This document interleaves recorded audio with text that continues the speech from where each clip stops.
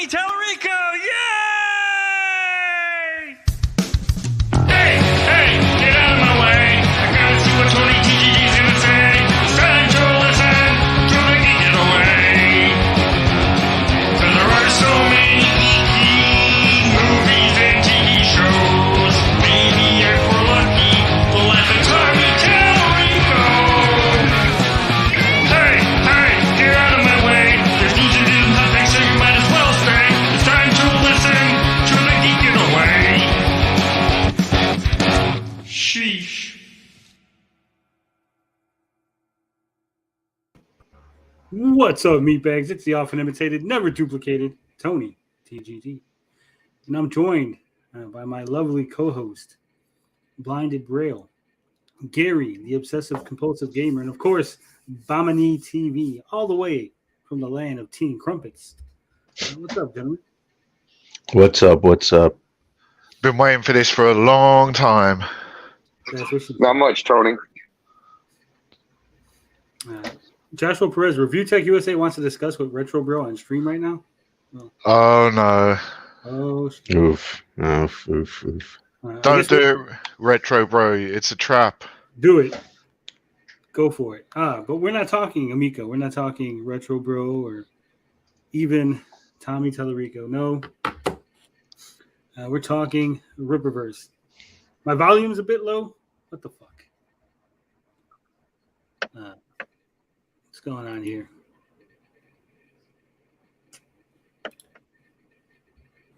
Gentlemen, why don't you tell me my volume was low? Doesn't sound low to me. Yeah, you sound pretty high to me. It's just Bianca. Bianca got to open up them ears. And that's what it is.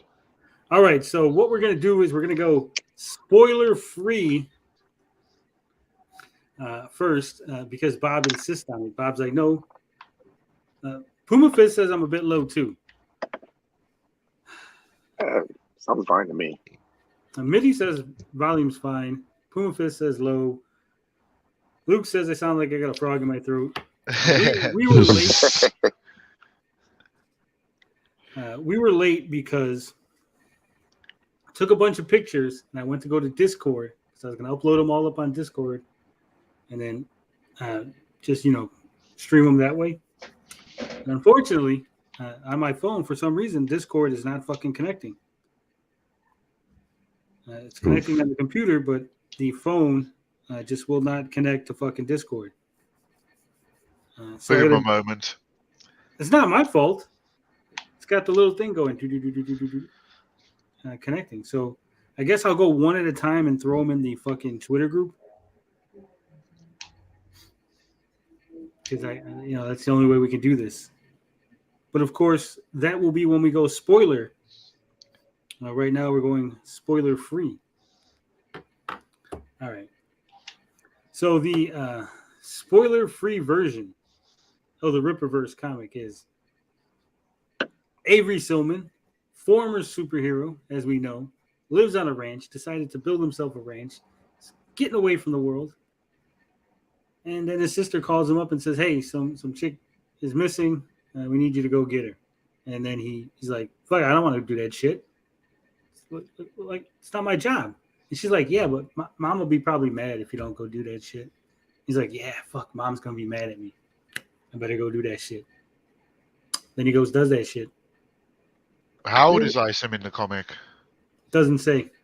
Okay. Then he gets his ass whipped. Then he gets his ass whipped again. Then he gets his ass whipped for a third time. Really? Yes. And that's how you start off a superhero comic, right? You got a brand new superhero. He comes out the gate just getting his ass whipped, handed to him time after time after time. Overall, the art is decent. There's times when it gets a little rough. I'll show that later. Hopefully, I'll be able to show that later. But there are times when the art gets a little wonky. Isom's face contorts and changes from panel to panel sometimes. It's a little weird, off-putting. No one seems to have shoelaces. Everyone's wearing Uggs or slip-ons. fantastic first issue. Well, Mr. Goss, we must have read different books. I had to check to make sure I didn't get like an unfinished copy. Tony, did you get one or two? One. Myself and comics says everyone is allowed but me. Oh, okay. I was just wondering if you were going to sleeve it. Keep it sleeved. Did it come sleeved, right? It came sleeved. Yeah. Okay. Sleeved. Yeah. I was just wondering if you were going to sleeve it up and then put it in a block of plastic and put that in a block of plastic and hold on to it so the value would skyrocket in what 5-10 years. Mm-mm. Let me check my audio once more.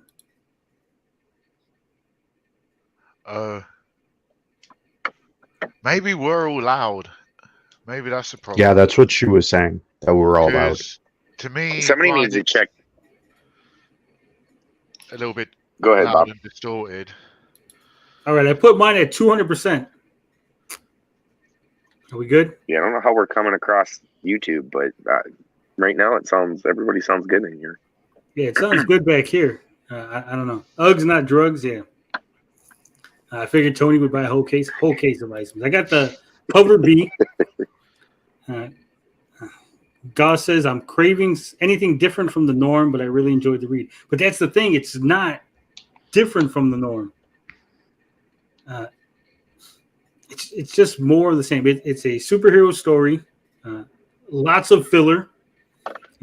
Mr. July is very bad at pacing. Pacing is very bad. Is it slow or fast? It's slow. Everything's drawn out. Like he doesn't have a good grasp of showing, not telling. So it's like extra panels that you really don't need, right? Mm. Is this a standard size comic book, or is this a little bit bigger? It's 96 pages, so it's like 4 books in one. Like a compendium or whatever they call that? Yeah, but this is slightly different. It's a number 1. It's only one issue, so it goes through the whole thing. It doesn't have like breaks and tells different stories or something. It's one continuous story. And that's what I'm saying. For 96 pages, one story, no conclusion. So you got it. Imagine reading 4 comics, issue 1, 2, 3, and 4, and you don't know. So you pick up Spider-Man, Amazing Spider-Man 1, 2, 3, and 4, and you read them, but you don't know what his powers are. You don't know anything about him. You don't know who his arch enemies were. You don't know who any of the bad guys are. You don't know anything about the world. You don't know what date it is. There's not even a date, right? 2021, present day. Last year, nothing like that. The closest you get is on the first fucking page. The first page, gentlemen. It says 2 weeks ago. The story starts on the first page 2 weeks ago. Is there like 2 different timelines or like no flash forward? No, because what happens is, so the first page is 2 weeks ago. You get 5 pages, right? It's like a little, it's that page with the police station, and then the police officers, they do their whole thing. And then in the 5th page, we get a shot of the ranch, and that says earlier in the week.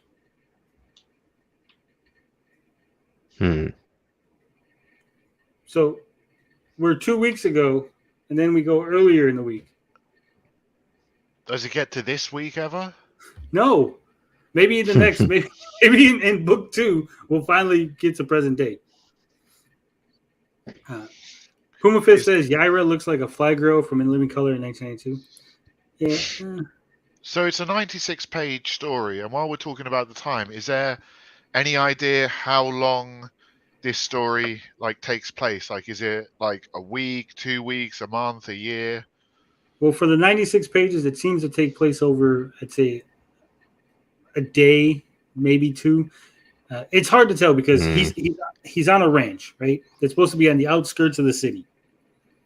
But we don't know how far. There's no hey, it took him 10 minutes to drive. It took him an hour, right? He's just in the city after, not in the city, in the city. So you don't know the time period, but are there cues? Are they using cell phones or? I mean, it seems to be present day, but it's it could be anywhere from 2000 to today, right? Yeah. Okay. You know what I'm saying? I would assume it's present day, but like, sometimes like comic books don't want to set it in a specific time, but they'll say like present day, so you know that this story is always now, right? It's always in the now. But we don't even get that. There is no narrator.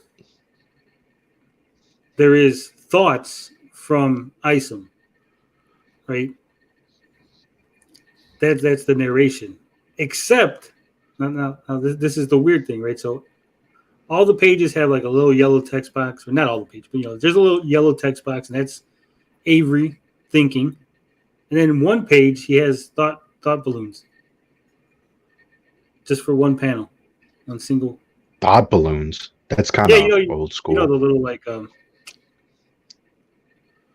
old school, where instead of where it's a nice circle, where it's like a little like cloud, puppy cloud. So it's like it's what he's thinking. But I'm saying like every other most modern comics don't do that.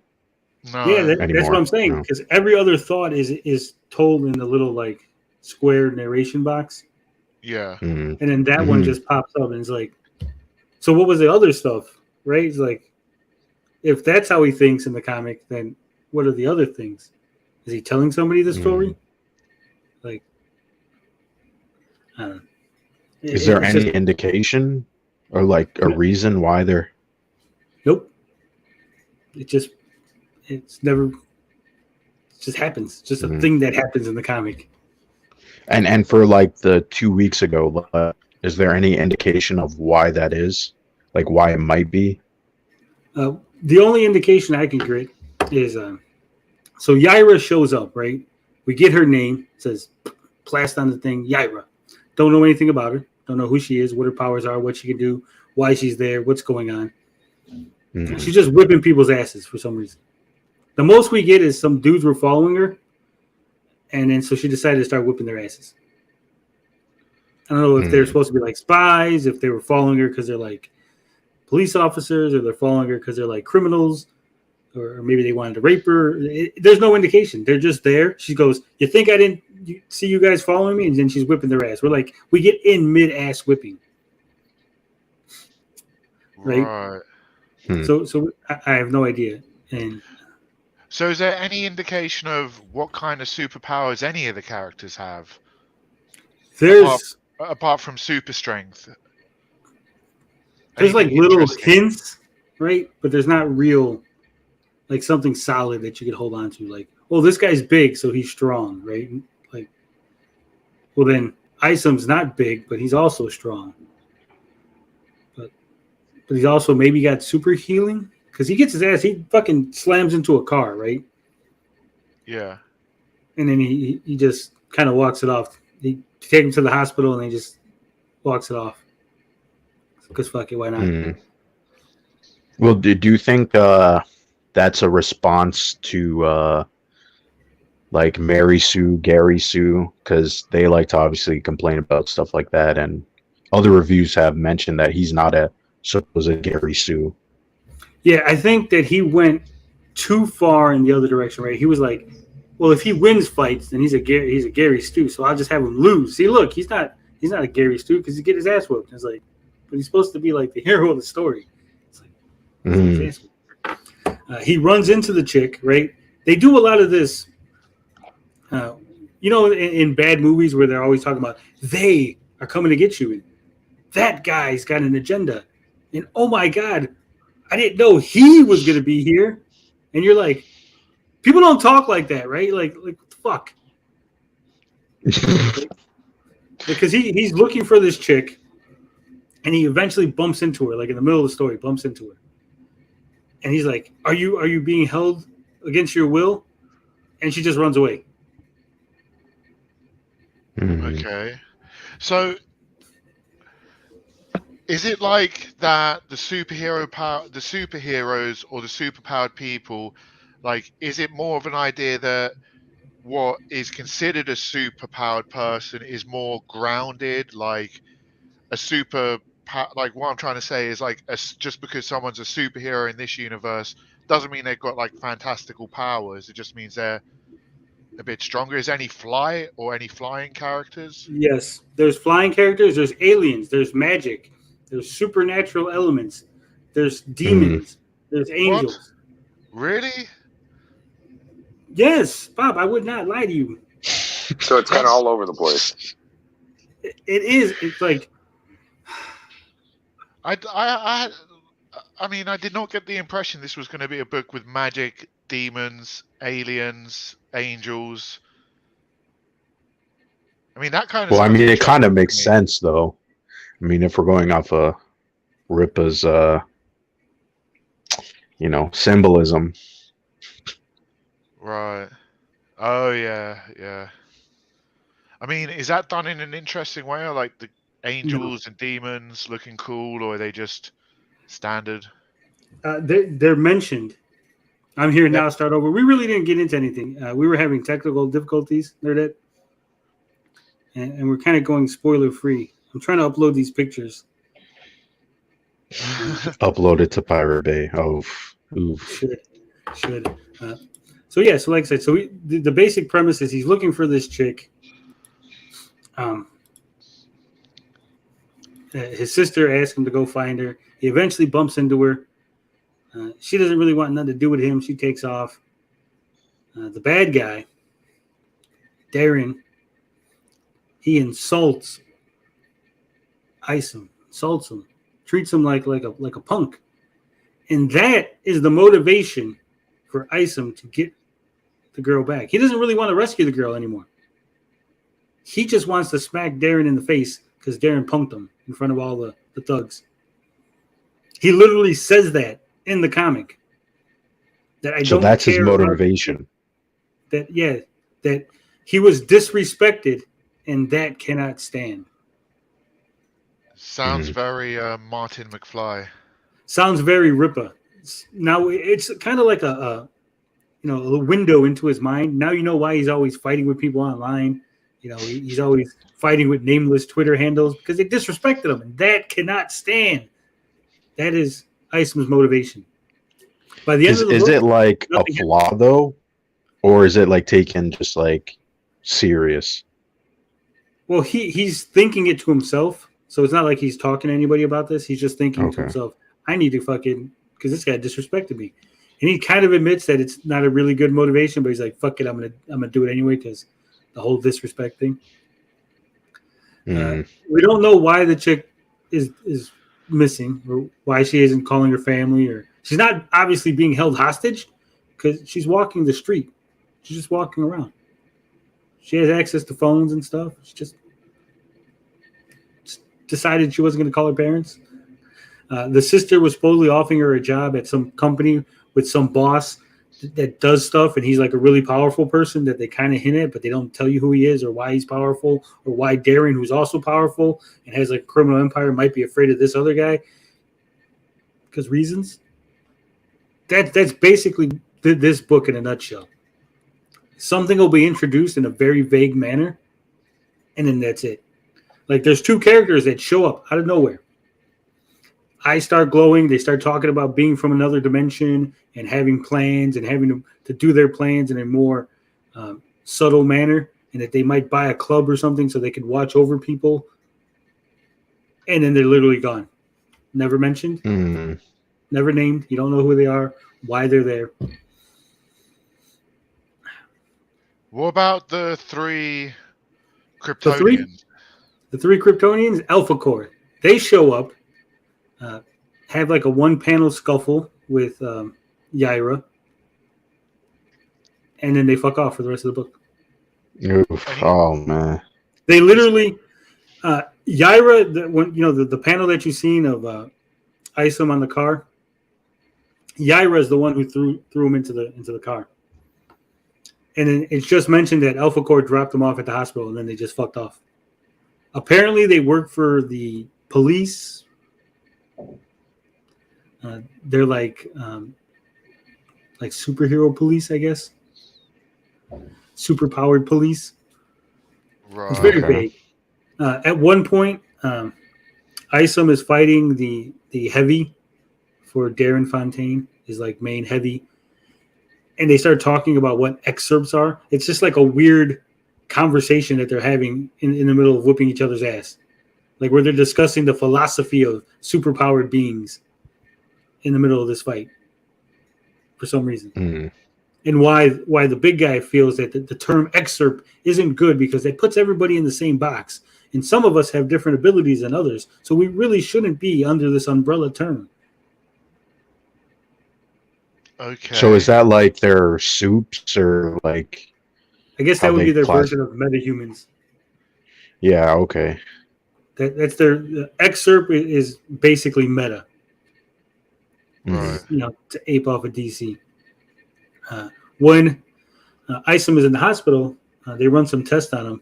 And apparently these tests come back fucking quick because he's in the hospital. They run the test. He's gone before, anyone notices. But they already got the test back and they say, hey, he's not an excerpt. He doesn't have superpowers, according to the test we ran. Oh. Hmm. But What? he is superpowered. Also, he mentions in a thought balloon, thought text, he mentions how he's trained his body to do things that people like him shouldn't be able to do. So he's One Punch Man. And that's it. Like that's like it's the strangest thing. Like I said, they just say things in a very vague. I think he's waiting for everybody to like have theories and go online and say all these theories, and then he's just going to steal the best ones for book 2. Oh yeah, that's a good idea. Yeah, that's a good idea. I'll do that. Yeah, that's a good idea. That's what I was kind of suspecting might happen. No, So he is hard- there any like cliches in terms of like, okay, this is from Marvel or DC or another popular character? It's hard. Like I said, it's really hard to say because no character is fleshed out at all. Mm. But even We like have- story wise. Story, like I said, the story is he's at a ranch. He gets a phone call from his sister. She tells him, hey, this chick is missing. I need you to go investigate and find out why she's missing. And he's like, well, just call the police. And she's like, no. For some reason, she was with Darren. And Darren's a bad guy. And you knew Darren. You were homies. She actually says the word homies. You were homies with Darren. So you go investigate. So he goes there. And then Darren recognizes him. But they don't act like they were homies. They seem to be very antagonistic towards each other. Not like he doesn't like suave him and like, oh dude, I don't know what you're talking about. I haven't seen the chick or whatever, right? He's just like, fuck you, don't get in my business. Mm. And then he like tells all the guys to beat him up. But ISOM beats all the guys up. That's like the only fight he wins, when he like beats up a bunch of normal people. And then the heavy comes in, who I guess his name is Satwa or some shit like that. It's like mentioned once by some cop, like later on in the book. And he just beats the shit out of him. Like literally, he just picks him up. ISOM kicks him in the face and just like fucking punches him. Like he's a fucking ragdoll. It's ridiculous. That's the guy I'm supposed to be rooting for, the guy that's getting fucking his ass whipped. And then, in this unbelievable coincidence, guys, so during the club fight where he's getting his ass whooped by the big heavy in the club, Yaira is fighting the Alpha Core, right? Somewhere like I don't want to say miles away. I think that they say there's a distance between them. It's not like it's right outside the fucking door. So they're fighting at the same time, right? In 2 different locations. Then he gets tossed through the air. And would you imagine the coincidence, the sheer coincidence? He gets tossed through the air, and Yaira gets tossed through the air, and somehow they smack into each other. And then she starts whipping his ass, which makes no sense. Because obviously she's flying backwards, right, with her back towards him. So they slam backs. And then she's just like, why'd you hit me? And then she just like starts whooping his ass because she thinks he's an undercover cop. Because she's that fucking stupid. He's flying through the air. What the hell? And he just whoops his ass. He's like, I'm not the guy. And she's like, well, fuck you anyway. Bam, and just slams him to a car. I'm like, what the fuck is this shit? And how long is she in the book? That's it. Literally, she shows up, hits a dude, hits another dude. Alpha Core comes out of nowhere. They get into a couple panel scuffle. Story shifts over away from that, comes back. They slam into each other. She beats him up. She fucks off. Wait, she beats him up? Yeah, she Ain't no way. Rips his ass. Puts him in the What hospital. do we call that, though? What are they going to call that? That's woke as fuck. That's woke. So at no point you know how long like he has powers, or like, I mean, it's hard to say because everything's been very vague, but like, was he born with them? Did he gain them? We don't know. We don't know how they get their powers. What event triggers powers? Are they born with powers? Who the first person had powers? How they discovered people had powers?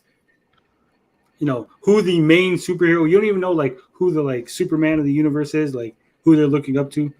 It takes place in a fictional town called Flores Park, but like smushed together, so like Flores Park, Texas, Right. which doesn't exist in real life. Mm.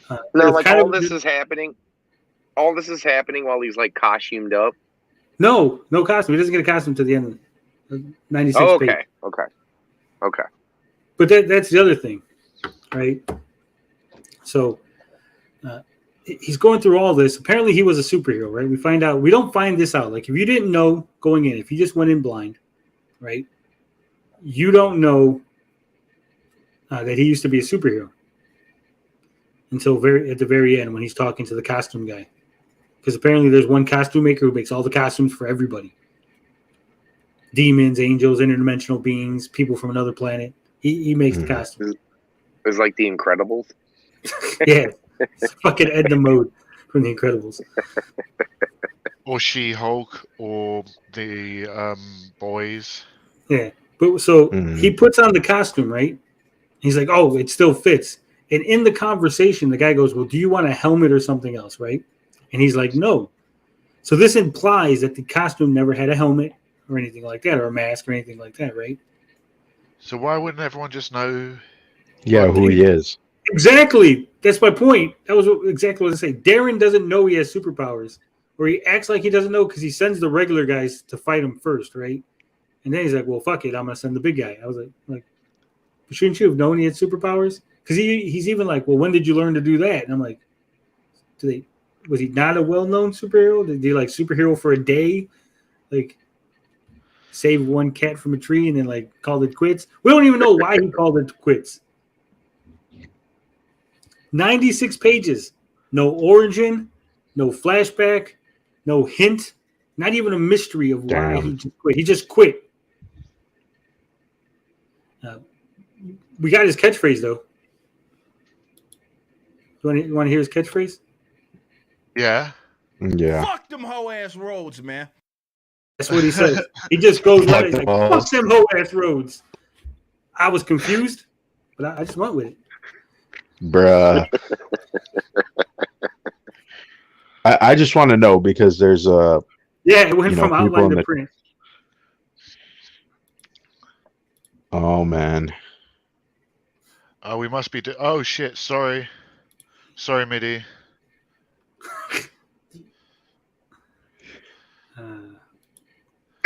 Anything good about it? Yeah. That's can't all be bad. I mean, in its quest to be okay, so because I haven't really followed this very closely, but this was advertised as something different, right? Different than the rest, right? Different than the mainstream. That's what. Okay. There's some people in the comments saying that. And Tony, does it feel like it's just trying to be opposite of everything else? It doesn't. That would at least follows be the same. It follows the same tropes. But what I'm saying is not that it's different than everything else, but the way that comics were always created and built. Is it trying to like, because they can't stray too far, right? They're trying to be outside of the box, but not be outside of the box. No, that's the thing. Like other people would say this is an anti-woke comic. He was making and he'd be like, no, it's not anti-woke. It's not anti-woke. That's what they say. even though I endorse it and like their tweets and get on the streams and let them put the little chyron that says anti-woke comic creator, right? It's like, no, it's not anti-woke. And it really isn't, right? There's no like, there's nobody rounding up Mexicans and putting them in. Right, it's not being forced. It's just right. There's just nothing. It's just boring, right? That's the best I can say. It's just fucking boring. Because literally, what I told you is literally what happens. He gets a phone call, goes to find the chick, gets into a fight, gets into another fight, gets out of the hospital, decides, fuck it, I'm going back because dude disrespected me, gets into another fight. Well, how does it compare to Marvel and DC? Because there's a lot of people right now in the comments saying, well, it's better than Marvel and DC. But like, Yeah. How true is that? Obviously, based on what you're saying, probably like not. Modern Marvel and DC? Like, where would they get that idea? Is what I'm trying to say. Well, where they would get that idea was like, because there's a lot of people out there on YouTube that take selective panels or selective issues, right? And they go, look at this one panel and how shitty Captain Marvel looks. And they pretend like that's the entire book, right? The entire book looks like that one shitty panel. Or they go, look at this one comic that's kind of shitty, right? Like Thor, the Mighty Thor. It was a little heavy-handed. It had like, like the bad guy would like, it would say censored and he'd be like, thoughts on Israel or the Middle East or some shit like that, right? It'd be like some weird ass shit. Like, and that comic was legitimately cringe, right? But that wasn't the entirety of Marvel, right? That was just that one book. So what I'm saying is, it's just boring. It's better than cringy Mighty Thor, I guess, in a way, because it doesn't challenge you on anything. It doesn't have any opinions. Doesn't have any beliefs. The bad guy is not really bad. Like, there's an implication that maybe he's up to some shady stuff, but you don't see any of it. You don't really, like, he's not slapping any women or like there's no drugs. Are there any themes in the story like that you can gather? Yeah, don't disrespect ISOM. Oh boy. I mean, so what's the shadow ban level? We don't shadow ban as long as you are respectful. You're not attacking anybody in the chat. You just go wild. Keep within the terms of service is what I'm saying. Yeah, the only thing worse than a bad comic is a boring comic. Yeah. So I was gonna say, is it fair to say that it's just one, would you say 96, 97 pages? Is it maybe just off to a bad start? Yeah, what I think, honestly, this is my honest opinion. I think does it have room to grow? Oh, there's tons of room to grow. I mean, but I think he decided on 96 pages before he had the story fleshed out. He was just like, insistent, I'm going to give you a 96-page book, right? And he's like, shit, I got to fill up 96 pages. Because like I said, there are unnecessary panels. Like, there's a way to tell a story, to tell action, that it flows. And this is just like very boring. And then sometimes there's fights without any sound effects. And I'm like nothing feels impactful, you know? Do they call that onomatopoeia or whatever? But I'm saying there's none of that. There's no like crack. But then later on there are fights with, it's like, did you forget on this page? Like, did somebody forget to send this in? Because literally there'll be pages with like no words or nothing on it, just the pictures, right? I'm like, did you forget to like fill this in, or is it slip by? They're wanting they want the reader to fill in the blank. How many pages are ads? Well, it depends on what you consider an ad. There is the one ad that we all seen for the wife's jewelry stuff. There is a page that says, hey, more to come. It's got a picture of Rippa, drawing Rippa. Scan it. Working on it, Vito, working on it. Then there's like a preview of the next book of that North Africa, whatever the fuck is pronounced. There's like a 4-page preview of that, and that's where the angels come in. Because they're like interdimensional angels or some shit fighting demons. But they're There's also no little they're send away also a post-it rock card. band. There's no what? No little send away post-it card to be part of the Rippaverse club. No, there's no Rippaverse club. There's none of that. Damn it. There's a reminder that if you didn't get the Dokemon cards, you're missing out. You're missing out on the Dokemon. Is there any references to the YouTube channels or anything like that? Oh yeah, like Easter Kinda- eggs. There's one no Easter egg eggs? that I found. One Easter egg. I think it's an Easter egg. It's hard to tell, but I think it's an Easter egg because I know Eric July is a big Green Lantern fan, so I think it's a Green Lantern Easter egg. Mm. But now we're going to get into spoilers. I'm going to show you some pages. I'm going to show you some pictures. We didn't get it all set up exactly right because fucking I hate Discord. It's still not connecting on my phone. Well, there was one more That's just thing. how we roll. Did you find the characters likable? Like, did you were like, hey, I would actually see this story out even if it's bad? No. Oh damn. Right, well, that's kind of what I meant. Well, like, was there room to grow? Like, are these characters interesting enough to where you could see yourself invested into this series and see it through? Puma Fist, no one is wearing, he says, isn't someone wearing a Taxation and Stuff hat? There's a drawing of Eric July wearing a Taxation and Stuff hat, but that's not part of the story. That's like I said, that's like, hey, there's more to come. And it's got a picture of Eric July. Hmm. Do you want my hot take now? Yeah, go ahead, Bob. What's your hot take? I wanted to be fair, and I wanted to do a no spoiler section. And I mean, the line art looks good, the coloring looks good, blah blah blah. Story sounds boring, but a thought came into my head today, and I've been pondering it. Like, Eric July isn't doing this really to compete with Marvel and DC. He doesn't want this to reach the masses. He only wants a select group of people to read this book or purchase this book. And to me, like, it sounds like it's literally a grift on his audience. Like, he's just using his 500,000 subscribers to convert them into sales. And if you look at his numbers, like, he's got less than a 10% conversion rate. I mean, yes, he made however many millions of dollars or whatever it is.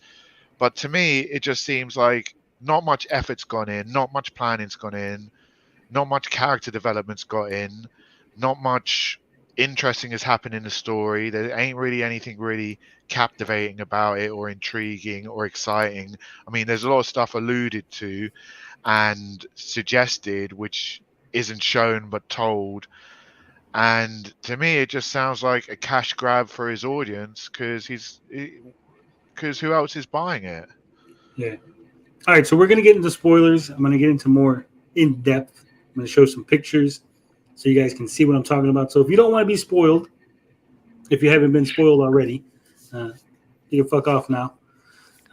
If not, we're going to get into the nitty gritty. As you can see, this is part of the first page, not the whole first page. I just took a little picture. The paper is very thick and glossy. glossy. Is it nice? It's nice paper. It's glossy paper, so it's hard to take. Some of the pictures are going to have glare from the light, so just be aware. Does he live in like a high rise? No, he lives at a ranch, like I said. But see where it says West Flores Park, Uptown, 2 weeks ago. Now this is a building that they drew, and then I don't know what this is supposed to be. Is this words, scribbles?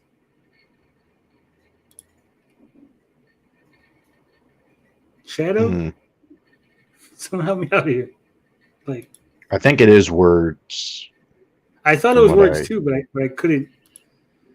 Because it looks like I'm there's fired. a I was trying to there. zoom in. Don't do Looks that. like something. Yeah, so if that was supposed to be words, they failed epically. Maybe they had changed their minds or something. The color is, because I think that sometimes that happens. Give them benefit of doubt. And so here's another lovely art panel that we're going to discuss. So he has a sister, right? And his sister has a dead husband. I'm assuming it's a husband, dead baby mom or baby daddy at the very least. So it's a single mother. So I guess you could call that woke.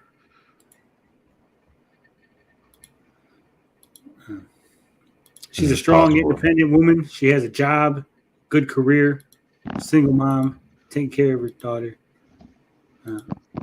What the fuck is this drawing? I don't see anything. Oh, shit. Oh, Bob, chat. I got it. I got it. Okay. Because my thing's not working.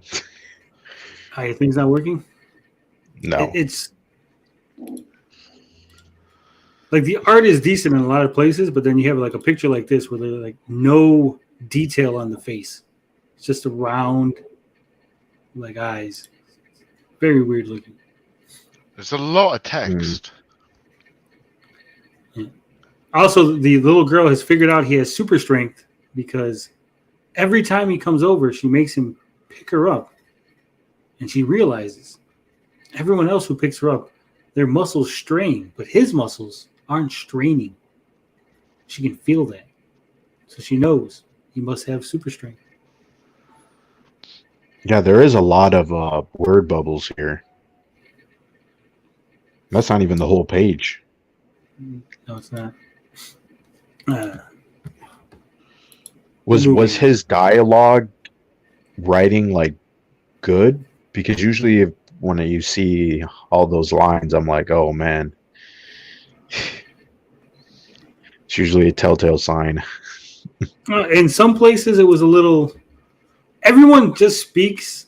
There's no like unique voices, right? Like you don't. Mhm.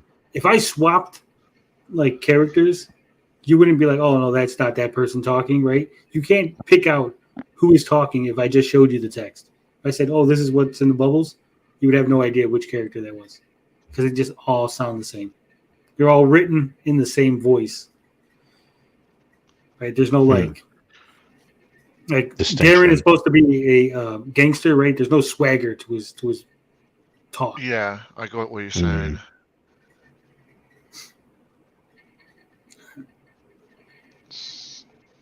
All right. It's frustrating, if anything. Through the entire thing, it feels like that. Yeah, that's what I'm saying. Like, Oh wow.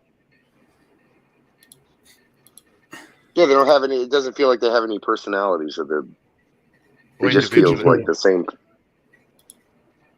You know, like you can tell Spider-Man when he's making quips, and Captain America's more Right. serious.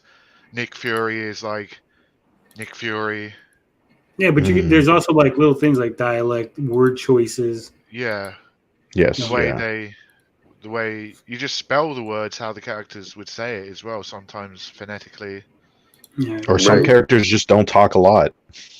Right? Yeah. This seems like there's a lot of talking. There are pages where there's a lot of talking, and then there's pages where there's, like I said, no talking. Mm. But as you can see, like in certain panels, he looks fit, and then in other panels, just kind of looks like a fat dad. Yeah, I was gonna say it looks like he's got that one there. It's like, because in certain panels he's got like pecs and everything, and then like he just looks like fucking like stumpy. Why are they looking grumpy there? What's the next panel? Are they like looking at something they're disappointed at, or is that just? Well, the next panel would be that the secret underground layer of the tailor guy, the guy who makes the costumes.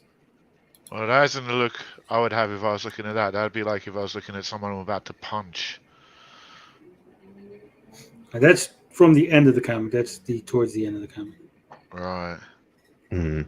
These aren't in order because Is also is there any comedy? no comedy Okay. at all. There's no levity in the entire thing. Just very serious tone. Serious, but not like super. It's like I said, it's like just flat. Right, not like, overboard. Mm. It's not like gritty. It's just like not jokey. Right. All right.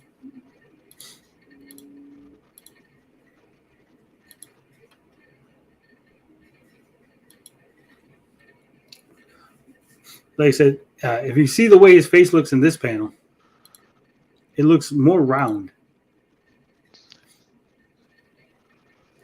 Almost like his face is swollen. And that's what the art does. Like in some of the panels, he's got a normal size head, and sometimes it's skinnier and higher up. Sometimes his nose is bigger. Sometimes it's smaller. It's very inconsistent for a first issue.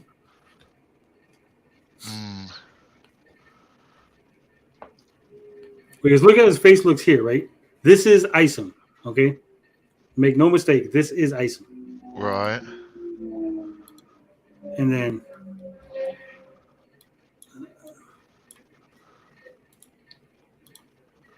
that picture that we just looked at. Let me get it back up.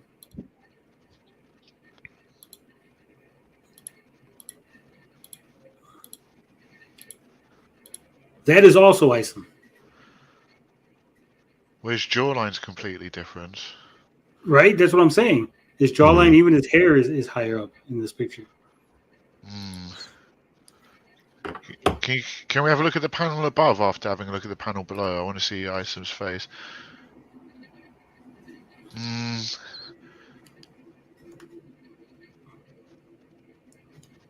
So it's just little things. I know it sounds like it's probably a nitpick, but I mean, his left arm looks like it's dislocated. It looks way too far forward there as well. I mean, the way his body's contorted doesn't look natural. It's like the top half, it looks like they're walking out of the elevator, and he's kind of like shimmying by him, which kind of doesn't make sense. But yeah, but yeah, his leg. Yeah, it does look like that. He's very delicate. He's got to shimmy by. Well, he's like shimmying by the wall. Well, the problem is why is his right leg forward if he was shimmying by? You know what I mean? Yeah, he's got one leg forward and the other arm. That's right. Yeah, it looks a little weird. Yeah, this guy's hand. Look at his hand. His hand looks all weird. And it looks like his pecs are pointing a different way to his pelvis. His arm. Yeah, his pelvis. I'm trying to contort my body that way. It just doesn't work. Did they not use Did they not think to use a model or to try even a mannequin? I don't know, but like I said, their hands are very weird looking in this panel. I don't think the hands bother me. I think I'm more with you with the from this bottom frame to the next one that you showed, the round face and the square jaw, like you guys pointed out, is kind of a little off. All right. Now we're going to get into another, like I said, it's nitpick. It's very nitpick, but this is the first, it's not appearance of Yaira, but this is like where Yaira is introduced into the book.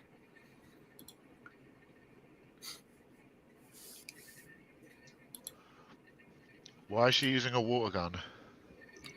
No idea. I think that's supposed to be ice, but it's coming across like water, but I think you're right. It's like almost like an icicle blast.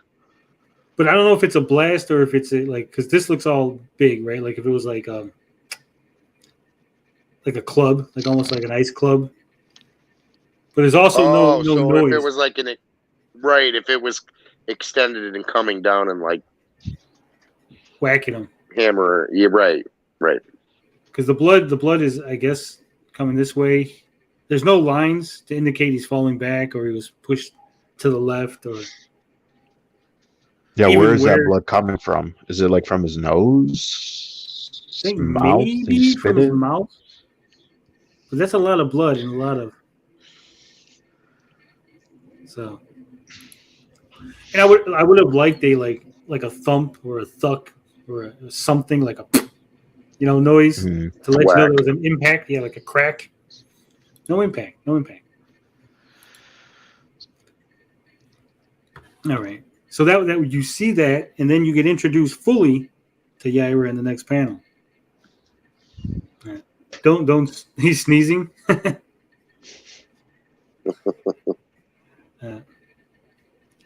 And like I said, the introduction of Yaira it's weird for a couple of reasons. Because we've established we have no fucking clue what that blue shit is, right? Yeah. Right.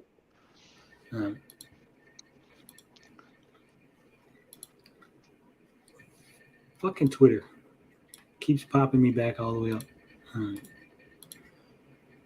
So now the magical blue shit is now all over her body. Oh, yeah. See, and if it were ice, wouldn't it have made sense to have like in the last frame there were like guns? Like if there were ice, wouldn't you have like maybe a frozen gun and then he gets hit? But This is like some blue now energy. it's definitely right. It looks like a plasma or Yeah. like an energy But field why or would something. a Something along plasma those lines. cause him to bleed? Well, yeah, that's what. Guys, she's Super Saiyan God. Okay, so now does the plasma energy make her fly? That's what I want to know. I would Because- assume this is going along the lines of like the Dragon Balls type. That's kind of the vibe I'm getting from it. So like Why? she's like screaming and like and it makes her fucking Like, not to be that guy, but why are her tits pointing out like like they've been pushed apart. yeah. No clue. Looks like they're coming out like the side of her armpits. Like not like they're Leave it to Bob. I'm just not a fan of her costume. Her costume just looks like. Well, that's not her costume. thank This is not her God. costume. Okay. They show her costume later. It's that like blue and yellow thing. I guess these are just like her street clothes. She just got Okay. back from yoga, and she's fucking whipping ass. What's the point of having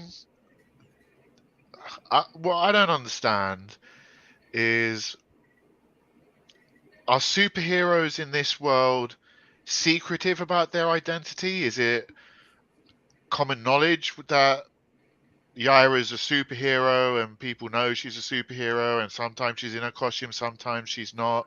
Well, Do they try I to don't think hide she's their a identity? superhero, Bob. Or angel, whatever. No, I think she's a super villain, possibly. Okay, well, super villain, super powered is what I meant. Like, Yeah. Well, because like I said, we don't know if she's a hero or a villain because she beats up a bunch. She just shows up. Like I said, she shows up. She's beating up two dudes because they were following her. Then the cops are like, "Hey, you're not supposed to be here. We told you not to come back to this town for that thing that you did that we're not going to say anything more about." And then she just starts beating people up. She starts beating up That's fucking cops. awful. Exposition, Oh, man. maybe. Yeah, exposition and the fucking Alpha Core, like, again, he puts panels that are not needed, and then he like skips panels that like would make the story flow a lot better.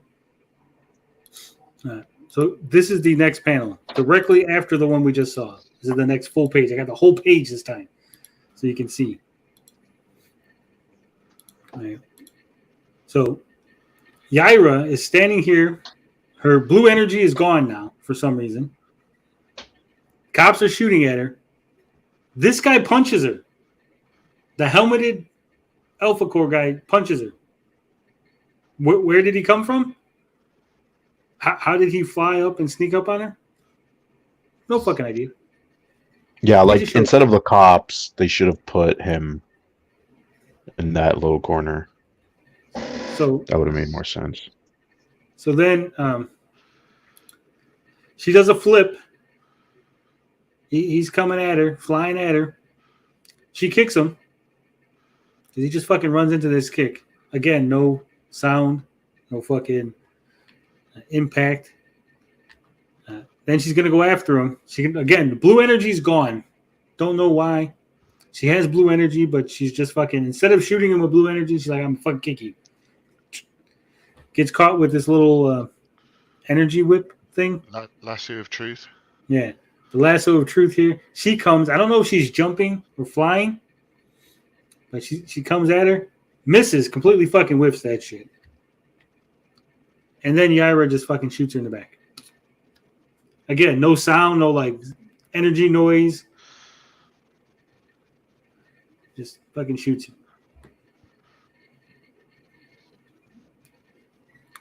Like I said, to me, this is boring. This is like,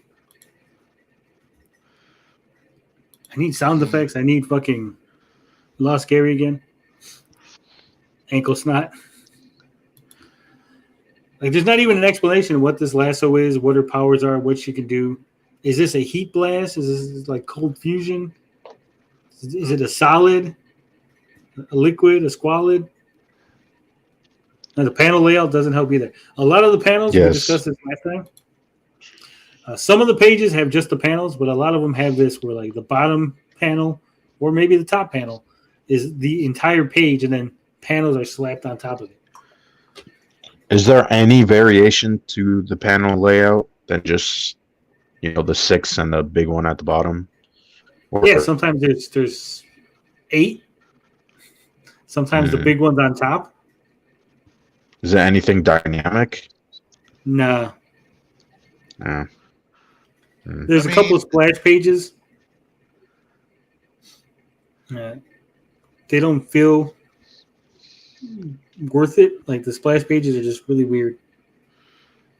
I mean, it'd be nice to have a little bit of like interaction between the people combating, or at least, I mean, I can understand maybe the stylistic choice of not wanting to have sound effects, but you could have like some of the characters going oof or ah, kind of thing, or maybe being like, oh no you don't, like when she throws the whip up, like you're not going anywhere kind of thing. But it seems like taunting, some like taunting, banter, anything.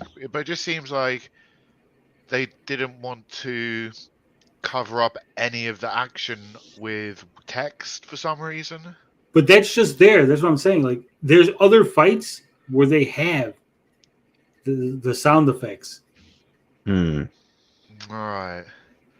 So there's no consistency with the theme then, by the styling choices. All right. So here is what I think is an Easter egg. I'm not entirely sure. You guys can be the judge of that. But Rippa, if it's not an Easter egg, you can pretend like it is. I won't mind. He was boxing, and they show one panel shot of his boxing gloves. It's got a circle in kind of green, a little circle in the middle, and then it says GL. Being that his name is Avery Silman, I don't think those are his initials. So I think that's just a little subtle nod to Green Lantern. It's my opinion. Now, I'm surprised if that there isn't like, I mean, maybe other people find it, but like other Easter eggs, because I mean, he did say that he was a fan of classic Marvel, so it's like, well, why not put a little bit of that in there? Well, it does have a Luke Cage feel to it, because you got the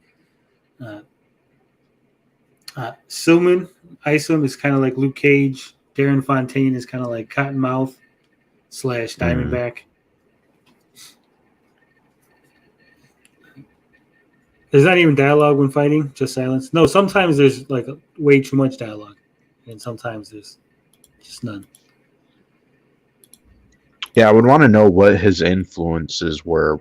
Did he just like, I'm just going to write a story and fuck it? Or like, did he actually pull some, some inspiration from, I don't know, stuff that he liked? Yeah. This is the moment where he decides that he's going to go help. Says, I always liked Mrs. Newman. Everybody did.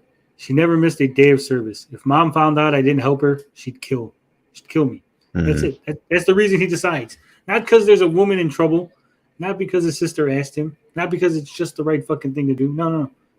My mom might get mad at me if I didn't help this lady find her daughter.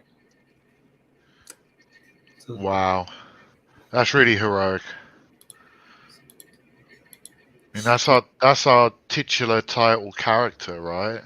yeah, that's ISOM. Oof.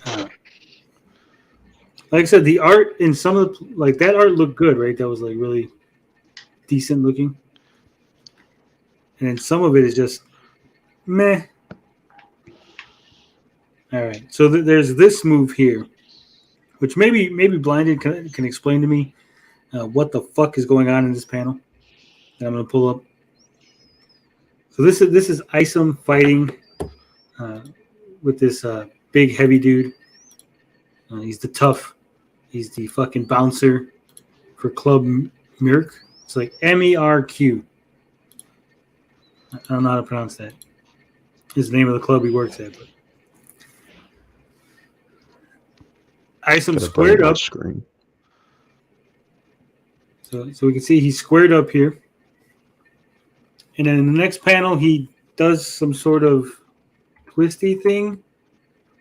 And then jump kicks the guy from the back. Mm. Right. Wait. Where was he? Cause scroll up. There's no one. Oh, so like he like sped around him and then kicked him in the back. I guess that's why I did the phasing of like you see the two of him. Yeah, that's what I'm saying. But he's got his arm outstretched. I mean, it looks to me like he sidesteps, turns, and jump kicks. But not entirely. That guy's throwing a punch. Like, how did he get behind him? So that means he has to have like some super speed, right? No idea. Because they do this twice, where they have this like shadow thing, but one time it's Yaira that does it, and there's these like shadow Yairas, and then she grabs him by the throat and fucking slams him on a car. I'm guessing that is like him trying to show super speed, because that is a common way of showing, speed, right? Like this person's so fast that you're seeing what they're doing like within the seconds. Yeah, like after images. Yeah, that's my only explanation of that. But I feel like super speed, he doesn't use it anywhere else. Like where it would be actually like helpful. Yeah, that's he just weird. Does it at this one moment, and that's it. I think he should have, but in this frame, I mean, I'm just going off of this one panel, but I feel like the artist should have showed more copies to kind of get the impression that it is super speed. Because like when you just show the two after images, it just looks a little bit like, what am I looking at? Like, what did he do exactly? Because it is a little bit confusing. I mean, as probably the least experience here with reading comics. I do read some comics, but not as much as you two. That doesn't give me any impression of super speed at all. Yeah, there's no movement. There's no like. It's forward. like to me, I read that as like 3 movements. He's sidestepped, turned, and jumped on him. But I'm just guessing that it's super speed. Because that's the only thing that would make sense, right? The guy is in front of him, and in order to do such a quick move like that, you would have to have super speed. Well, here's what I think. I think the guy punches, right? He moves out of the way in this one. He dodges. Yeah, he dodges. The guy goes forward. His momentum carries him forward past ISOM. He turns, and then he jump kicks him from behind. That's the only thing right. I don't know. The whole after the images is what it is just confusing then. Because it's like if he's just dodging, then why not just have another panel of him dodging and then him attacking, right? Because the whole after images makes it look like it is super speed. That's a common way of showing super speed, or like time lapse, right? So I don't know. That's just a little bit confusing. All right. So, like I said, there is one singular panel in which there's some gore. It just comes out of nowhere. Like It's weird.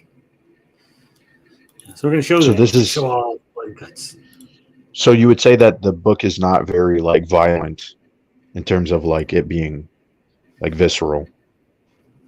No, because it's like you would hit somebody and they would, no blood, just like the guy's like, no real impact. Mm. Except for this one panel here. As you can see, he hits the guy so hard that I'm assuming there's a crack. We're getting like an X-ray shot here, kind of like a Mortal Yeah. Kombat X-ray hit. Well, because he hits the guy here, right? So the guy swings, Right. misses. Iram loses his irises. His eyes go completely white. His hand gets kind of tiny. Then he hits this dude. Also, his afro shrinks because in this page, his afro is pretty high up. This one's got no afro. Mm. So then he punches dreadlock dude. The dreadlock dude looks old. That's kind of harsh. Yeah, he punches old dreadlock dude. But I don't know if this is a second punch or this is like the same punch. So why does old dreadlock dude get punched so hard he starts to bleed, and everyone else gets that off lightly? I have no idea. But also look at the. So he punches him in the chest, right? Wham! Wham! But he's hunched over Avery's fist, right? And then in this next shot, he punches him again, but now he's bent backwards the other way. Because Is his he? hand- I can't even tell. I don't know if that's is that a secondary punch or is it the same punch just showing you what the damage is being done? It can't be the same punch because, like I said, the angle would be here, right? He's leaning forward. This is clearly like he got punched in the face and he's falling back, and then he hits him in the fucking ribs. Yeah, because he's slumped over almost. He's on the ground. And then the third panel is weird. on the ground.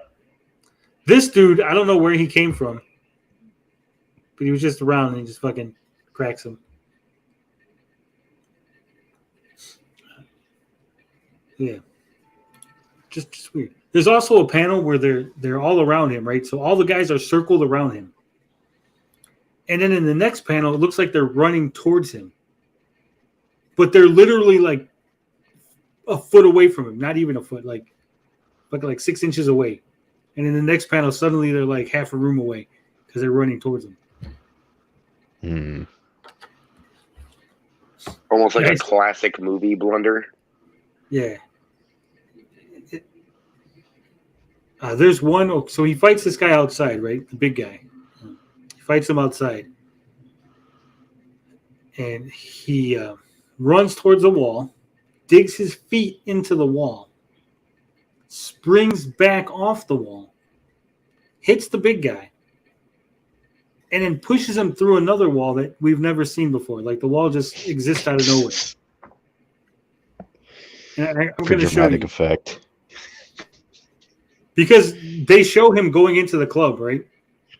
Mm. Because, again, they're inside fighting. And then he tells the guy something about the streets. And then next thing you know, they're outside. Like, they just like, okay, we'll go outside. And I won't attack you from behind. We'll line up on opposite ends of the fucking parking lot. Oh, Because man. this is the same fight. Because he's fighting these guys. Then the big guy gets called in. The big heavy. And then we get Big Heavy. Is that his name, by the way? Big Heavy? no. Like I said, they say his name once. It's like Satwa or some shit like that. Big Head would be a funny name, though. Big heavy. The big white dude that was in that we saw from the other image the other day, that guy just gets his ass whooped like nothing. Oh, damn. So he hits this dude, right? The big heavy's like, "Is amnesia a side effect of your power? I ain't got to do nothing but drag you out again. Then catch the street." What? Yes. Does anybody? Is this some slang that I'm not aware of? Then I was catch just the about street? to ask that. Then catch the street. Yeah, Santuan. They say his name once in the book. One of the cops is like, "Oh my God, Santuan's on the floor," and they're like, "Who?" Like we've never been introduced to this character formally. Is catch the street like slang for get the fuck out of here? Yes. Yeah. That's all I Then can catch the interpret street it as. means get the hell out of here. Yeah. Yeah, Yeah, but that's what- what. Yeah. But why would ISOM tell the guy who's the bodyguard for the place to get the hell out of here? And then they go He's outside not. and That's fight. coming from off panel, right? No. Yeah, but I'm assuming he's talking to ISOM, so I'm assuming the guy who's talking back would be ISOM. Yeah. Oh. That Oh, would make sense. Okay. Yeah. So the bouncer's saying, "I'm going to drag you out again." Yeah. Doesn't make sense. And then Isom's like, "Yeah, leave." Yes. And at one panel, they talk about knowing each other. Like they hint that they know who each other is. But that's it. It's just like, oh, they must know each other. Like everybody knows each other, but we have no idea what the backstories are. Do they hate each other? They form a What friend. those relationships are, right? Like I said, it is the weirdest fucking way to tell a story. It's like telling a story and then like letting the reader just fill in the holes. I really honestly think he's just waiting for everybody to come up with theories and he's gonna like fucking just be like, yeah, you're right. That was what I was thinking. You guys are so smart. Yeah, but you got to get people excited about what you got going on first before they start creating fan theories and shit. Dude, they were creating fan theories based off of single images. Though I think, Damn. honestly, I think there's somebody. We're gonna talk about it later, but I think somebody from the r/Rippaverse subreddit. I think he was a paid shill. But again, are these Said he just was like what? Bob said? A paid shill. A paid shill. But again, Oh. What Bob said earlier, though, are these people that are just comic book enthusiasts or fans of Eric July? Fans of Eric July, most definitely. Okay. Mostly, yeah, because there was people in these reviews saying that they were not Marvel Comics fans. There was one guy who said like he's done with Marvel Comics, but he had like a Jessica Jones and Luke Cage figure. That was weird. But I don't know. It's all over the place. But the All right, so target this- audience. Oh, sorry. No, go ahead, Bob. Well, I was just going to say to Gary, like, Ripper's come out and said he doesn't want everyone buying this. He just wants, what's the quote? He just wants real comic book fans to buy this or some shit. Yeah, which is But I mean, isn't weird. that your cover? Wouldn't He you doesn't- say that? He doesn't Yeah. want the wrong people buying this comic. So he's lit. To me, that I interpret it as a lazy grift on his audience. All right. So this is a splash page from the Rippaverse, from ISOM #1. We got ISOM, Avery Silman on the left, Big Heavy Santuan on the right. Now, gentlemen, I'm going to ask you a very important question. What do you think the next panel is? Now, pay attention. Oh, I know where to what this they is do. going. You would think it's going to be like an uppercut, right? Or So Gary's saying I uppercut. mean, we're I think the tank-looking guy is gonna like the big guy is gonna just like double fist crush club him. them. Yeah, like coming down. I don't want to top of his be head. I mean, it's poo-poo on the party, but they're not going to see the punch. neither. It's neither. It's just going to be the words, and that's it, right? Just a Look, ISOM laying on a car hood. Oh, Myself in comics says a kick. She's anticipating a kick. possibly. I just seen the knee up. The knees are up. Something bad Not is even. going to happen, right? That's what No, you're I anticipating. think he's right. I think neither the club nor the uppercut's going to happen.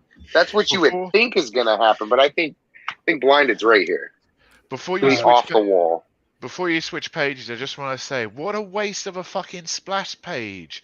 Man, you just got the two characters and you got the action lines with White. It's so boring and bland and uninteresting. It's terrible. That's Yeah, a someone waste needed of to do a ISOM background. meeting in the street. Wendy's Bicep says he's going to say Patrick Duffy in a bed. All right, well, let's take a look at the next panel. Remember, this is the next panel. I am not lying. This is how the book actually happens.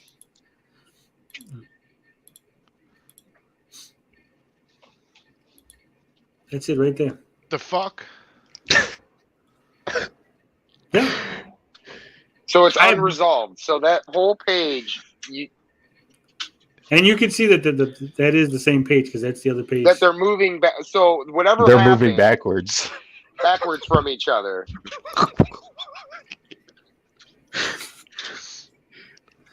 So we missed it. They skipped that page. They skipped it. There's no impact. Did they hit each other?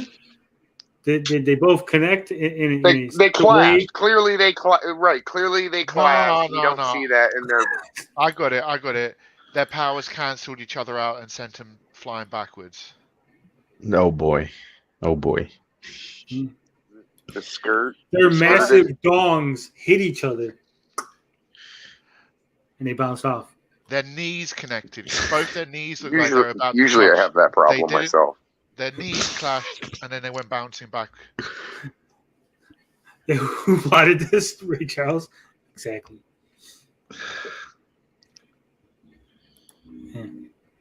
Yeah, And why that not? Why happens a not lot. do the impact as the splash page? page? It's so weird. Like,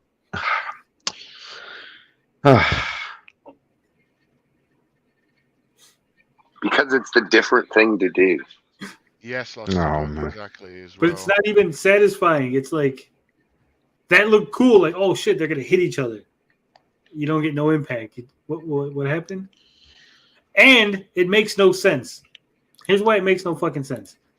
This guy was coming downward towards ISOM, right? He had his hands up like he was gonna fucking double fist him, smash him, right? So why the fuck would he go backwards and not downward? The angle of trajectory.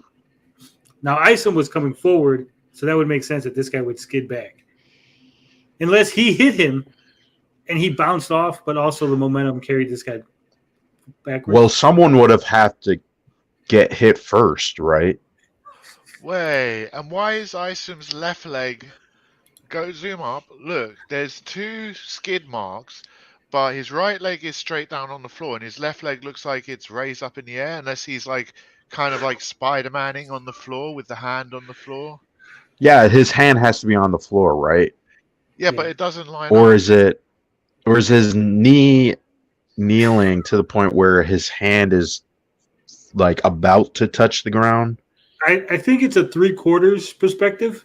So this is all flat, but it looks like it's a wall. The wall is here. This is wall. This is floor.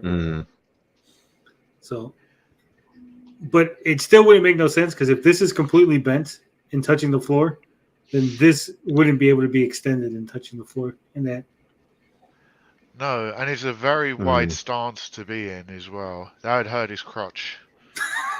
Then he comes back. He's gonna fucking punch the shit out of him. And I'll save you the trouble. The bad guy catches his hand.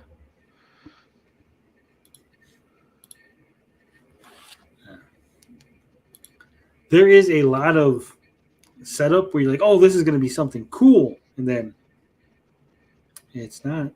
It's not something cool at all. All right. I got a couple more images here. You guys got any questions about the book? Anything else? Not really. I think. Not really. Kind of want to address Red Bull's comment. What do you say? Guys, it's a drawing in a comic, for fuck's sake. Fucking continuity errors are harsh around here. We did say it was nitpicking. Yeah. And I mean, look, like, saying like, geez, it's a comic, like, is not really a great excuse. Like, the level comics are, there's like a standard, man.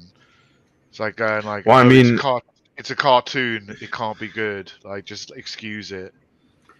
I mean, like, if you were sitting in an art class, they would critique you over that, right? So, Yeah. I mean, you can we're just talking about it on the consumer level, but like Tony did say, it's a nitpick. So take that as what you will. I mean, I'm pretty much more or less a layman when it comes to reading comics. I watch a lot of comic content and I keep up with the stories and I see the panels and stuff from YouTubers. But like this stuff seems like a lot of basic stuff which shouldn't be happening. Like these are like basic errors which shouldn't be occurring in a comic book to me. If I can point them out, then and see there's problems, then it's a big problem, is what I'm trying to say. All right, so To me, I don't know how this works either. So ISOM, he runs away, right? Jumps onto the wall, and then somehow digs the front of his fucking boots into the wall. He like jumped and then fucking slammed his fucking feet into the wall. Now, this is the guy that's chasing him. You can see there's clearly nothing behind them, right? Clearly. They go outside. They showed an outside shot earlier in the book. There's nothing behind them. That wall is there. But there's a second wall that we didn't know about. See, clearly, when he bounces off the first wall, he launches the guy into a second wall, a second mysterious wall that just exists.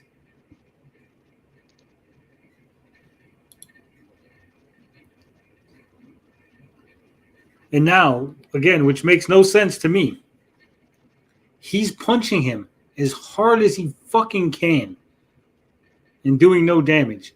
Literally kicked him in the face earlier in the comic, and the guy didn't even shrug.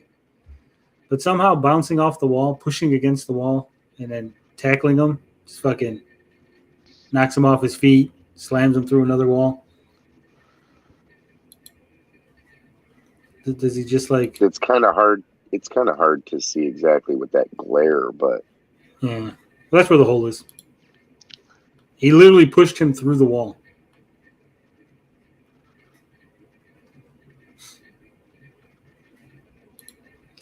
Like I said, his strength is like inconsistent. In one moment, he's punching regular dudes and just kind of like knocking them out. The next moment, he's fucking hitting a dude so hard that his fucking chest explodes. I mean, other than to signify that he's got control of his power, I mean... yeah, that's what I was just thinking. Unless he's like new to it, or he hasn't used his abilities and he doesn't know how to control his powers properly, But see, here's why it doesn't work, right? We know how strong Spider-Man is. So when he hits a normal dude, we say, oh yeah, he's controlling his power. We have no fucking clue how strong Iceman is. We have no indication. So in order for us to decide how strong he is, right, we have to go by the Right, we need a benchmark. Yeah.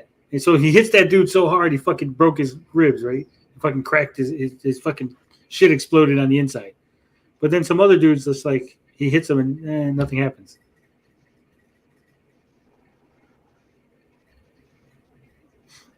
It's very inconsistent. Another reason is like, yeah, like why is he pulling his punches on certain people? And if that's the case, A story reason that will be explained. Who knows? That will be explained eventually. when is the next 6 months to a year, I think. issue? Yeah. Mm. Corey K, what is Iceman's superpower? That's rough. There's no idea. He is stronger than the average person. To what degree? No clue. He can heal, apparently, better than the average person. To what degree? No clue. He can't fly. We know that for a fact. He says that in the comic. I can't fly. But, But, and apparently, the blanket term for superpowered beings in this comic is excerpts, and I think they can it sounds like they can medically detect or do tests to see if someone's an excerpt, and they do that to ISOM, and he's not an excerpt. yeah, the test says he's not an excerpt. But the guy says because it's a nurse, or I guess it's a nurse. I'm assuming it's a nurse. It could be a female doctor. I don't know. Women can be doctors now. Maybe it's a female doctor. But these two individuals are discussing it, and she's like, he's not an excerpt because they took a test. And dude's like, well, our test can't test for all excerpts, so he could still be an excerpt that we just couldn't test for. I'm like, that's the shitty fucking test. Is that like a loophole for something later then? Why put that in there? Possibly. Then, like I said, there is a little teaser for Norfolk. Fuck. Putting North and Africa slammed together. Norfolk. My brain wants to say North Africa, but it's Norfolka. Norfolka. Norfolka is a rock band that goes around rocking out, but also they might be angels or something, and they fight demons with magical weapons. And they say that their lyrics aren't just lyrics. That's actually true. And their lyrics are about fighting demons and like angels dying or some shit. Sounds pretty badass. Angels deserve to die.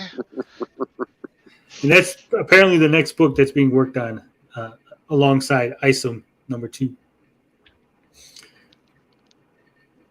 Like I said, Not even a Yara book? No. That's so strange. I guess it was decided already. I just find it weird he did 96 pages just on ISOM. I would have like broken it up into maybe like have like an issue of ISOM, maybe an introductory issue of Yara, maybe an introductory anthology issue of the Alpha Core, and like then maybe even include the Norfolka, and then like ISOM 2 could be like part 2s to all the part 1s in that book.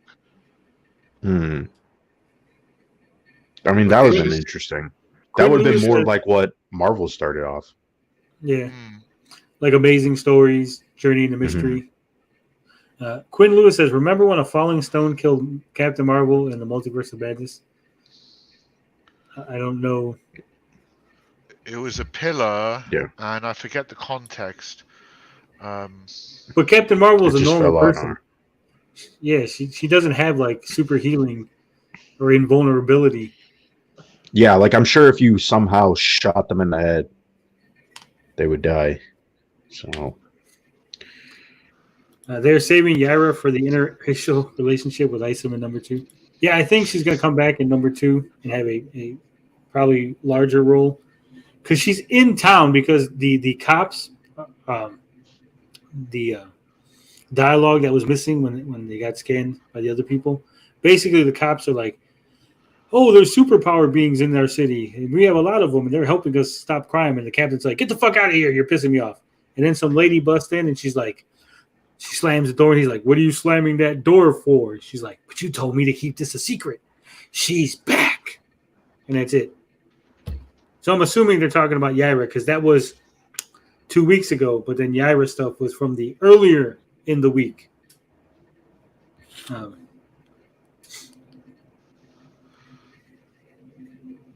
This is Carlbot. Oh, what's up, Carlbot? I remember Carlbot.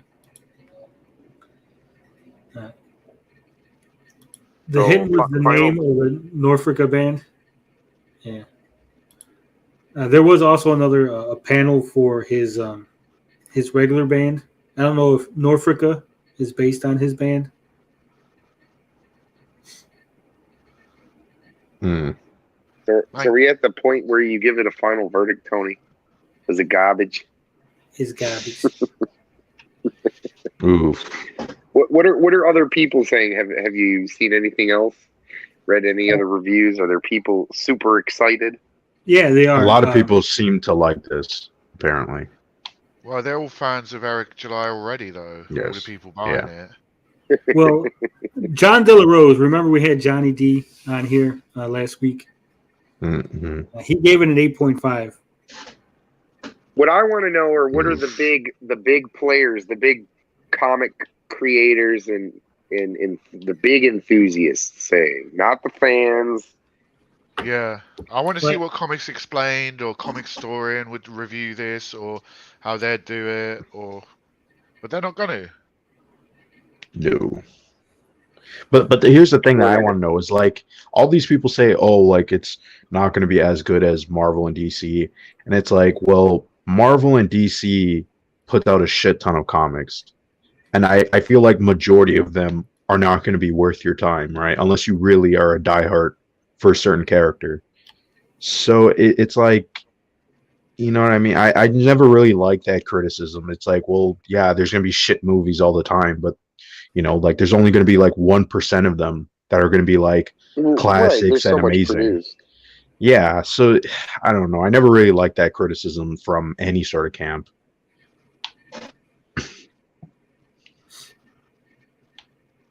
Well, there are some reviews if you want to watch some of the other people's reviews.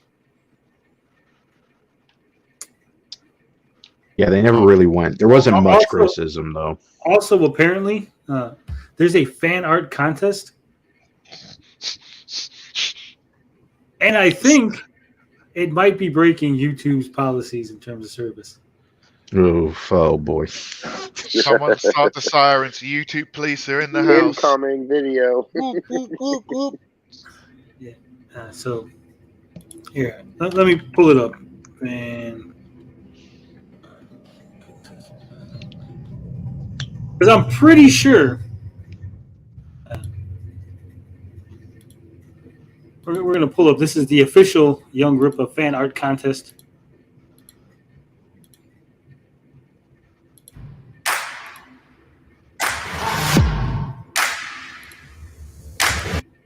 Oh yeah, I almost forgot. There is a scene where ISOM gives a rousing speech. It sounds something like this. Not fooling a libertarian by bringing up them bitch ass roads.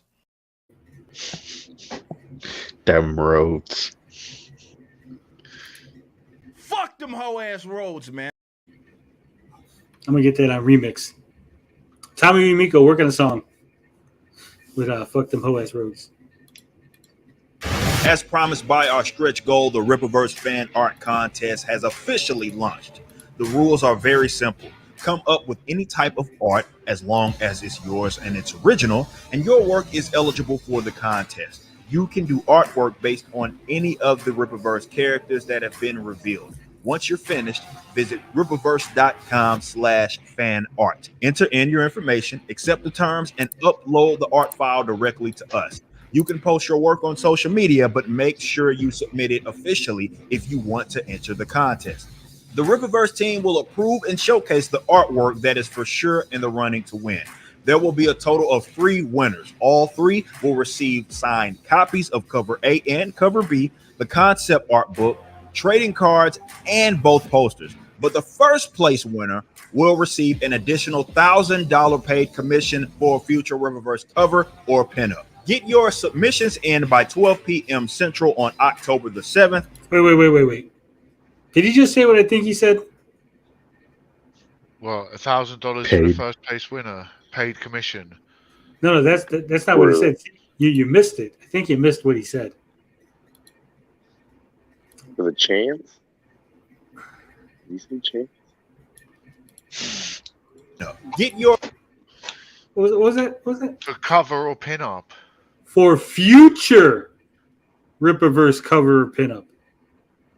See, Oh, you didn't you're even gonna specify. win. You're gonna win the contest, and he's gonna give you $1,000. But then you have to draw a new picture. Your winning picture is not going to be used. You're gonna have to draw a new one. You're getting paid commission for a future Rippaverse cover or pinup. Oof. He's basically like, if you win, I'm going to give you a job. But I want to see these terms and conditions of this thing because I can almost guess what some of the clauses are. Well, one of the clauses is that all submitted artwork is owned by Rippaverse. Yeah.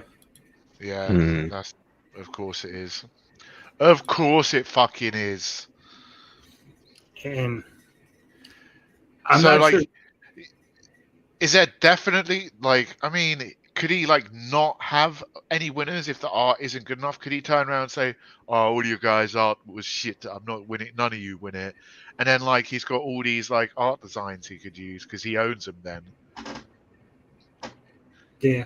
Or you could just use all your art for cards or posters or T-shirts or whatever. A cover for $1,000 isn't bad. It's not bad, but it's potential, right? He said cover or pinup, so whatever he decides for you to draw. It's gonna be a pinup. Probably. You don't add that in there without. You know what I mean? Yeah. Don't add that or. But like, isn't that a bit of a cheek? It's like, yeah, I'll give you $1,000, but you got to work for it as well. You win the competition, you get $1,000, God damn then it, you got Bob! to work for Nothing's it. free in this world. Like I said, the comic is very infuriating. There's a character called Sam. He works on the ranch. Apparently, he pulls out a gun. He's walking into the barn. Something's going to happen, but we never find out. It's just Oof. Tune in next week. yeah. Then next week. I mean, that's everything. Alpha Core shows up, they're gone. Yaira shows up, she's gone. She's back, don't know what the fuck that's about. I think it's about Yaira. That gets dropped. Sam is going into the barn. Something's going to go down. Never happens. He meets the girl that he's supposed to find. She runs away. Why? Don't fucking know. Also, apparently she quit the job working for Darren because the two other ladies, I think they're dancers. I don't know what they are. The two women that work at the club. They mentioned how she just quit that day. So if he didn't show up to beat everyone's ass, she might have went home. So good job, Ice. Apparently no one knows he was a superhero despite showing his face. He has a costume. Don't know what his powers are. Yeah, Bob, Is he don't be supposed bringing to up be the like big words. he's Sorry? supposed to be like Superman in a sense? She ran away because ISOM is a psycho on a rampage. It's possible. It's possible. Yeah, beating I up think he's old supposed to be like Dreadnought. Mr. Terrific. He looks. He What? Mr. Terrific. How? Yeah, how though? Because he's Because awesome. everything you just. He looks. Oh, I don't Not even wanna like say. character wise, but like power wise. Power wise, yeah. Okay. But I mean, I feel How, like though? Mr. Terrific is more character than his powers, but yeah, isn't Mr. Terrific's power that he's like super tech wizard? he's like, He's got his like terrific orbs or whatever they are. He's got like that. yeah, and he's like super smart.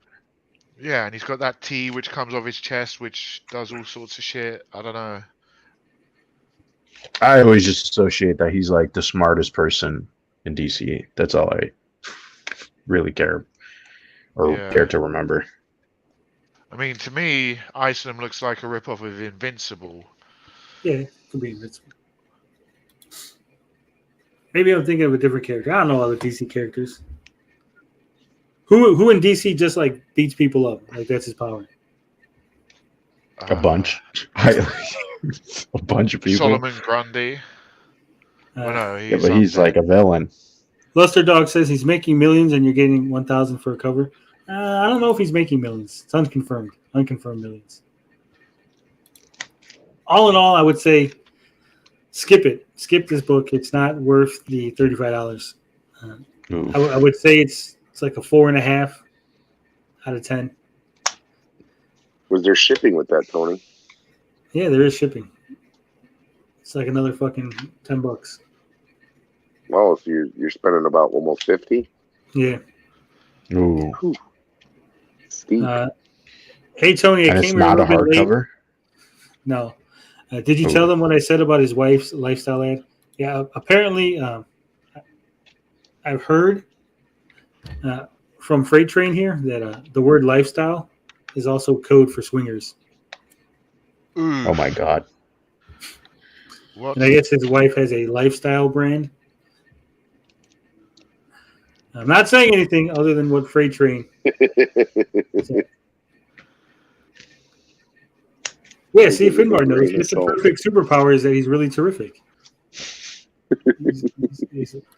You know who I'm thinking of? I'm thinking of Triathlete from Marvel. that's just like 3 times as fast, 3 times as strong, 3 times as athletic as a normal person. Hmm. King of all buttocks has returned. What's up, King? And then that's Bob, the last we see of them.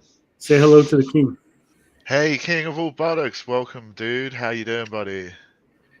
July is saying that PayPal is still holding the 1.3 million. Hmm.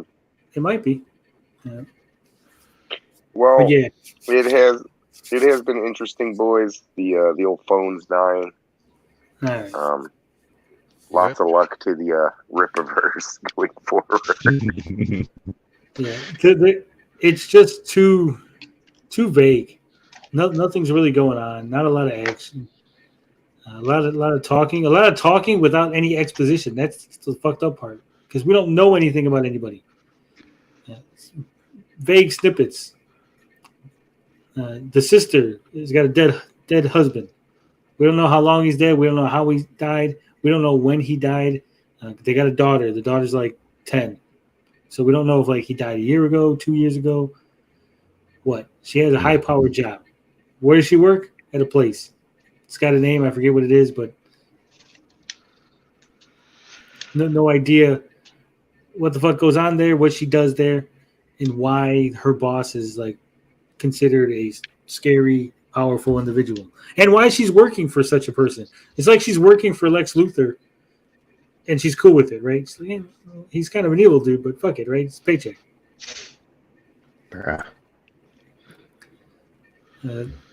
Well, here's what I think about the comic. Fantastic. I knew he was going to do that. Oh man. It is generic cookie cutter. Just I think it's the bare, from what I can tell and see, it's the absolute bare minimal. It's a grift. It's a hustle on his audience, from my opinion. I don't think. I don't think so.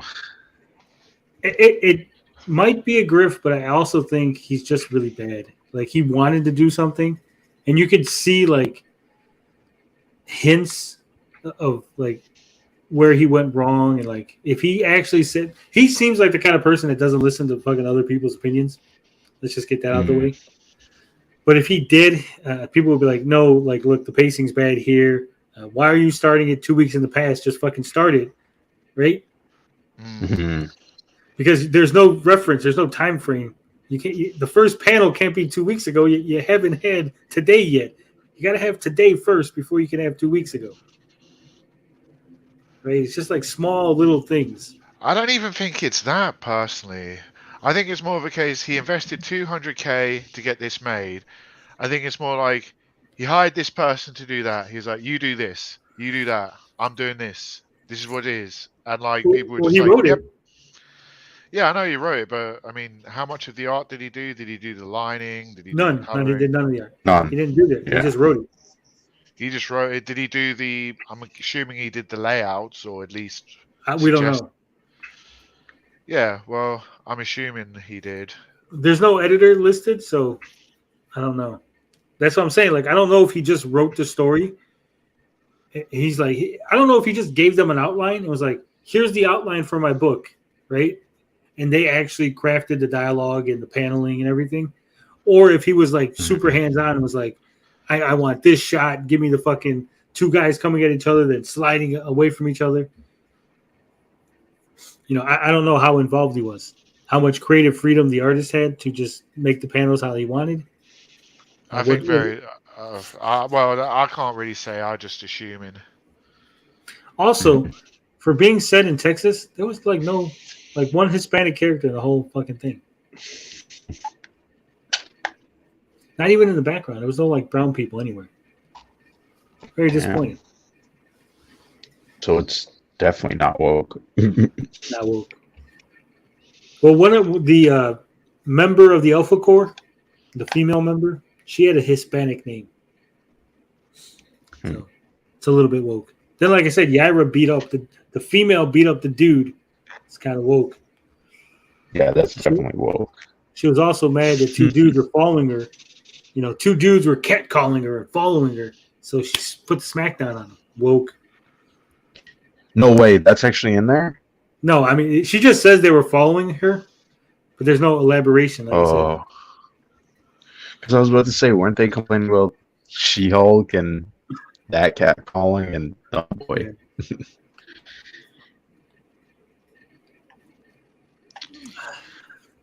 It is an exercise in futility. It doesn't matter what I say. It doesn't matter if I say it's shit.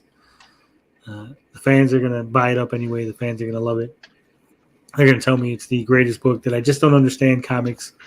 Despite having 20 years of critic experience, being paid to critique art, comics, entertainment, movies, television shows, video games, being paid to be a critic for online men's magazines, for online websites that specialize in comic books. So I don't know shit. So take it for what it is. It doesn't You think have you a should very, continue? I mean, why not? I mean, fuck it, right? Make a bunch of money.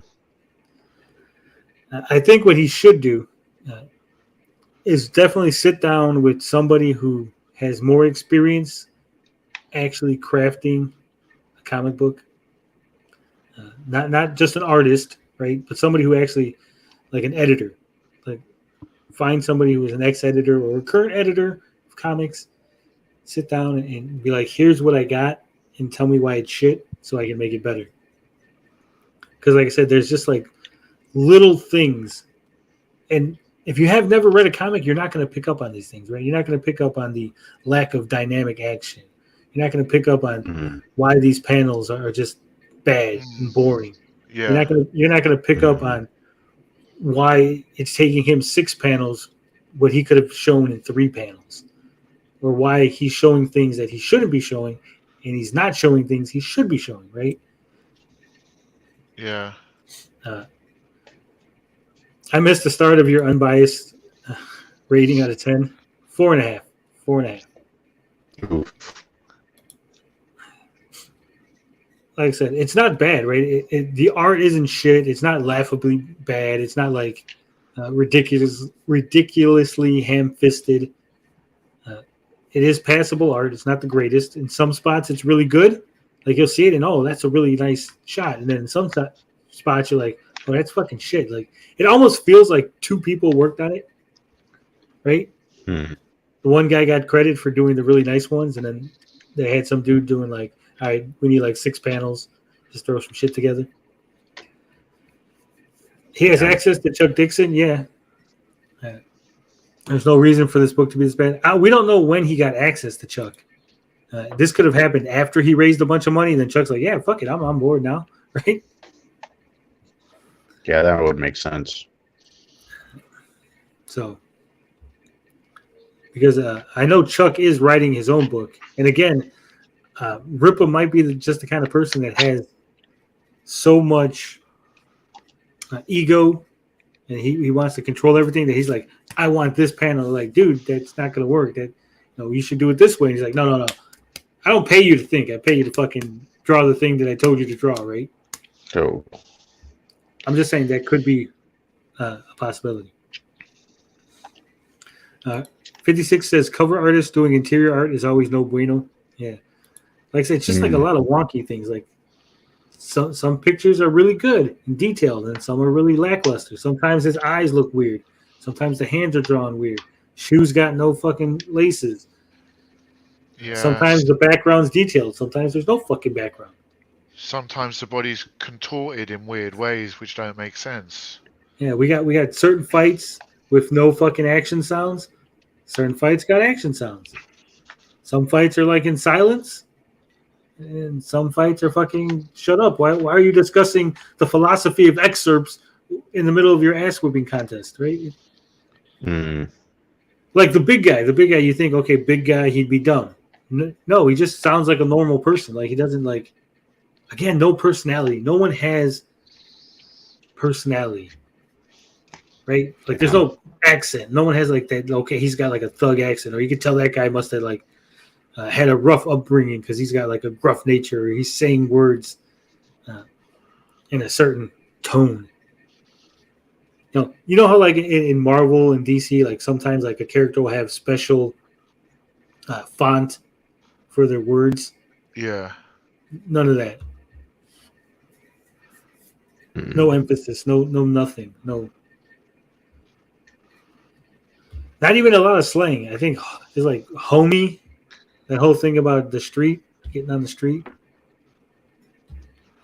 Well, in respect to Rippaverse, like he's had a passion, he's got the book out. I think maybe there's a bit of lack of I don't want to. Maybe a bit of a lack of imagination and pacing and stuff like that.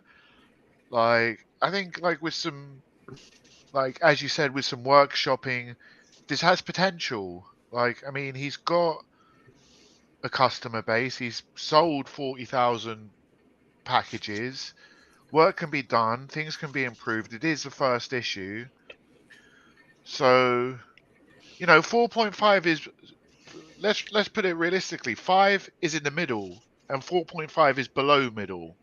So it's kind of, I can respect 4.5 as an unbiased score. And let's get that, let's see book 2. And let's see Eric get that up to like a. If you're going to compare it to Marvel, I would say that it's like there are crap Marvel comics, but I would say that's very rare to have like a 4 point or lower for Marvel. It would have to be really extremely bad. Yeah, like I said, I think part of the reason I'm saying 4.5 is because it is 96 pages, right? It's 4 comics worth of story. And it feels like we only got like half a comic's worth of actual story. Because like I said, and I think he had there was too much room, right? Sometimes when you give yourself too much room, you're like, well, I got all this space. Hang yourself. Yeah. I got all this space to play with. I got 96 pages to play with. And then you end up like not doing anything with it, right? Like wasting all those pages. Whereas when you're like, hey, I got 28 pages, I got to fucking make that shit fit an entire story, from beginning to end, and put a hook in there, and recover any hooks from the previous story, all within 28 pages. So you're really utilizing those pages and those panels to their utmost, right? Whereas you got 96 pages, you're like, fuck it. Panel where he rears up, a panel where he fucking walks forward, a panel where he jumps backward. We'll throw it all in there, right? Because fuck it, we got the room. And I think that's a detriment. I think he did not have a solid plan. He does not have an experience. Yeah, because he hasn't written anything, has he? Yeah. Like, in terms of like a short story or other comics. So I feel like maybe it's like a bit off too much. Because, I mean, people are compared to Marvel and DC, but what about other literary work? Right, like I was just going to pretend that doesn't exist. Pumafist says no excuses. Rippa has access to CG and other talents. He could have gotten Dale Kuhn to do the cover if he wanted. EVS could have done the cover. Dixon could have helped with the writing. Mike Barron too. Well, I think he didn't want to lean on anybody, so good for him on that. Right? But he could have definitely asked people at least for advice, for help. Then again, I know some people try to give him advice, and he didn't want to hear it. Like the whole thing with the website, they're like, dude, you need to shore up your website because it's going to fucking crash when everybody goes onto it. And he's like, no, I know what I'm doing. I fucking did this before. You think I got no experience running a website? And then the website fucking crashed, right? So just going by that, I'm sure there were people reaching out and trying to offer advice and stuff, and he didn't want to take it. And they're like, well, fuck you then. Yeah, and also, like, if you're too hard-headed with something, people won't give you advice.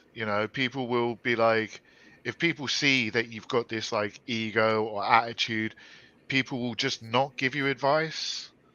They'll be like, yeah, you carry on, mate, see how far you get, kind of thing. Yeah, so, like I said, I think if he would have did like Bob said and made maybe 4 or 3 stories within the number one. Instead of ISOM number one, it should have been Rippaverse number one. Yeah. It gave you 3 or 4 stories in those 96 pages. Interconnected. You could even interconnect them. Yeah, Little you could, hints to connections between each book. introduce Yaira in a book. Realistically, you could have started the book off where they're fighting, oh shit, Yaira's fighting the Alpha Core. Here comes ISOM into the scene, So then you go back, you go, okay, well, how did ISOM get flung into the scene? Then you tell that story. How did Yaira end up there? You tell that story. How did Alpha Core end up there? You tell that story. And then you wrap it up at the end with the big fight with all of them. Boom. I just wrote your book for you. And that's how a normal person would have done, I guess. But I didn't make $3 million crowdfunding, not crowdfunding, asking for donations that weren't donations, but gave me money for a book thing. So what the fuck do I know?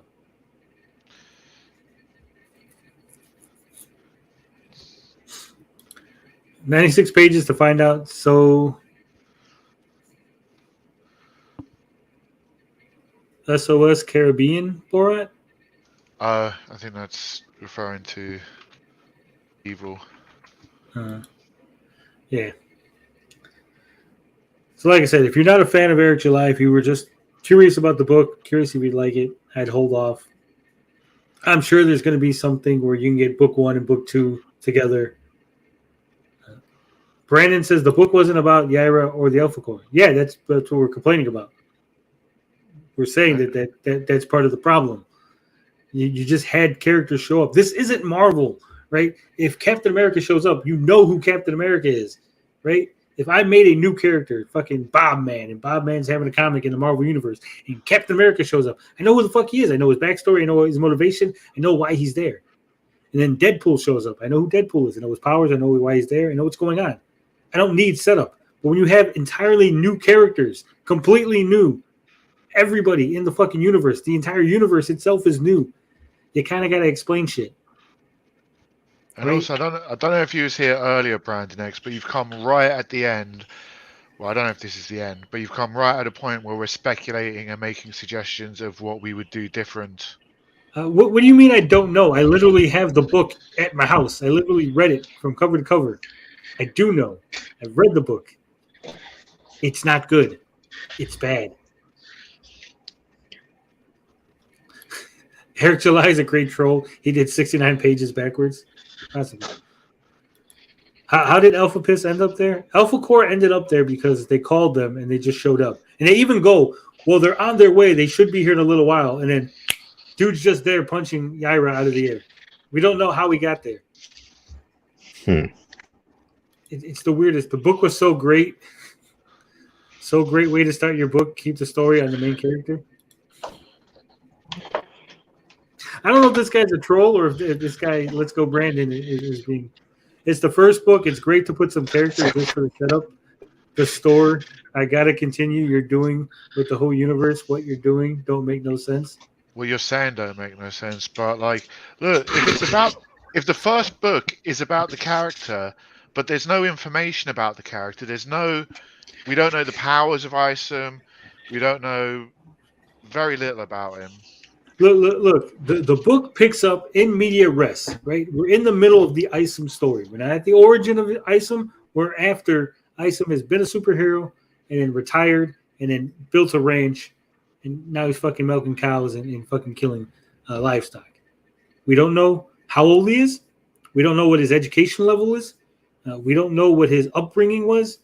We don't know what his schooling was, what his powers are, how he got his powers, when he got his powers, what he did with his powers when he first got them, why he became a superhero, why he decided to not be a superhero, what effect the superheroes had on the entire world to begin with when superheroes appeared, who is the main superhero of that universe, who is the main supervillain, who is ISOM supervillain, did ISOM actually fight supervillains, did ISOM just fight regular street-level criminals, and did he accidentally kill anybody?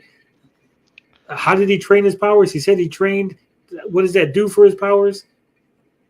We don't know fuck all. We know fuck all about him. It sounds like, I haven't read the whole thing. It sounds like there's very little world building. We don't know. There isn't. Like- He's treating it like if his characters exist in the DC universe or the Marvel, you should just know, right? Like if I said again, if I made a brand new character, Bobman, and he was in DC, I know how the DC universe works. I know how magic works. I know how superpowers work. Right? I don't have to do any world building because it's already there. It's built in. There's nothing. There's no like TV news, talking about something, or there's no like. There's not even like background, like someone picks up a newspaper and there's like fucking prints on the newspaper, like, oh, getting little clues from shit like that. It's none of that. I'm saying is the first book, keep the story and your main character. That's why your customers are dear. Huh? Why is he selling books to deer? Again, if you're going to keep the story on the main character, then why did he have Alpha Core, Yaira, the two mysterious people with the glowy eyes, the bad guy who was working for Darren Fontaine? Why did all these superpower beings show up and do fuck all? Okay? If you wanted to look at Spider-Man #1, he don't fight no supervillains. We learned his powers. We learned that he's fucking a nerd. He gets picked on. He lives with his fucking uncle and aunt. The uncle died. Uncle Ben dies. Right? You learn all of that shit within the first fucking book. You learn that he's got Spider-Man abilities, does whatever Spider-Man can. Does whatever Spider can. And Marvel put a helpful little blurb in each and every fucking issue to remind you, this is who he is, and here are his fucking powers, and this is how we fucking exist. Right?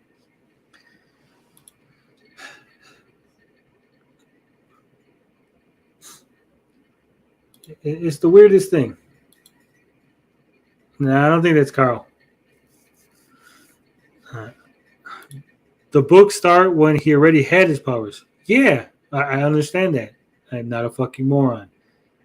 See, what you do is, it's called flashbacks. You have, when ISOM's training, because there's a scene where he's fucking hitting a punching bag. That's when you have him thinking back to when he first got his powers. And then you show a little fucking flashback scene.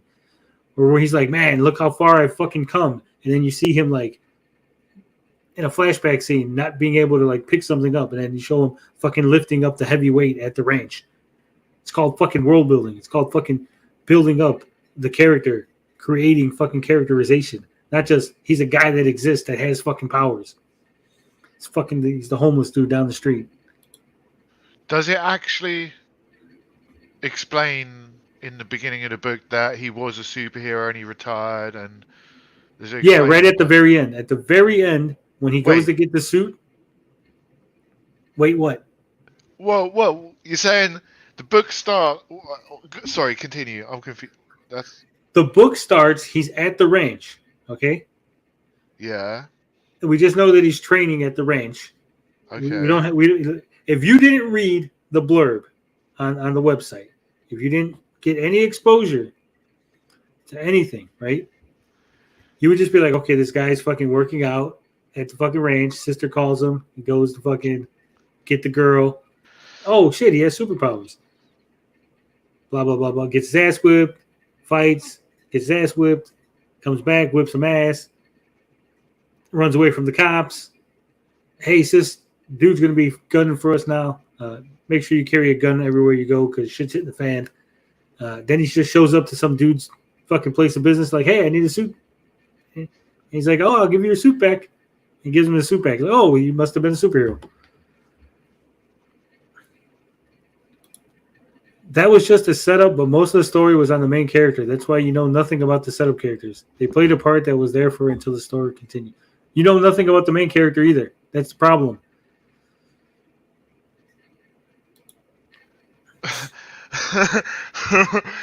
Book 1, all set up.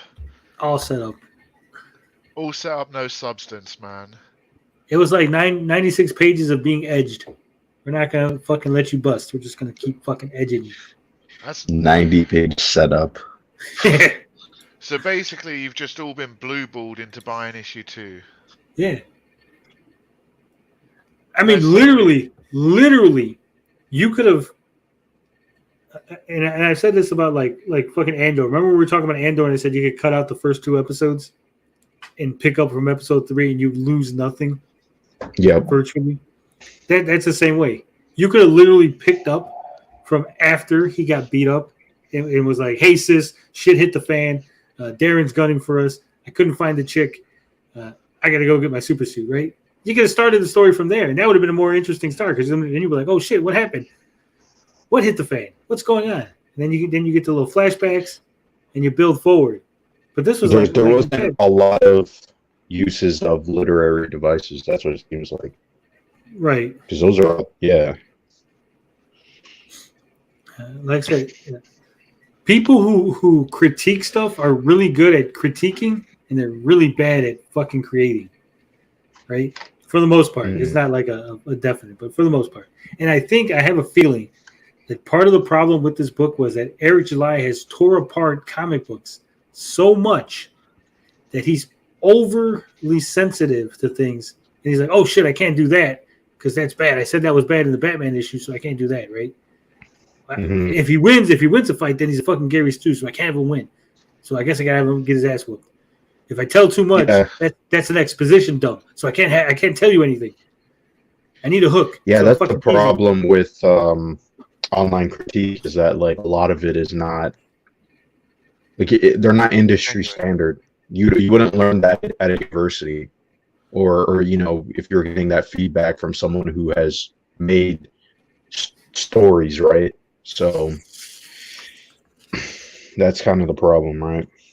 Yeah, and also a lot of the problem with this online criticism, which I've gotten really frustrated with, and I talked to Mobius about this, is these guys get into a shtick. They get into a type class. Like, I used to love watching Mauler and the EVAPs and stuff, but then it got to a point where I was like, his one stick is just to shit on everything.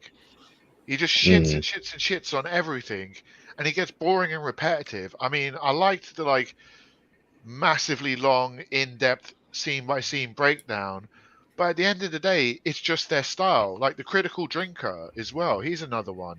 It's his stick to shit on stuff, and it's kind of like they're typecast into that role. It doesn't feel genuine to me. Yeah, like and like I said, the other thing is, if you don't create, if you're not a creative, right? Sometimes your criticism is just fucking bullshit. 100%. Yeah. You don't understand the craft. You don't understand what the director is doing or what the writer were going for. Or not even just that. It's just not going to work with the audience, right? Like, I mean, yes, his fan base is reacting positively, but like, can we give this book to someone else who is not, you know, who's like unbiased, doesn't really care, maybe doesn't even read comics, but like has a good sense of literacy? Myself in comics, yeah, this is exactly. Find out later on the next episode of Dragon Ball Rippaverse. Bruh. It is way too much sense. Like it almost feels like he wanted to shove things in there, right? Like I got to get Yara in the book. I got to get Alpha Core in the book. I got to get these 2 magic people in the book. I got to do this. I got to do that. But even if that was the case, right? If you're like, hey, I love classic Marvel. Well, classic Marvel used to have backup stories, right? Or they still do backup stories, right? At the ending of the comic, there's a mini comic, right? That would explain another story, or sometimes a character would be introduced. That's a device that is common in all comics. Why not use that?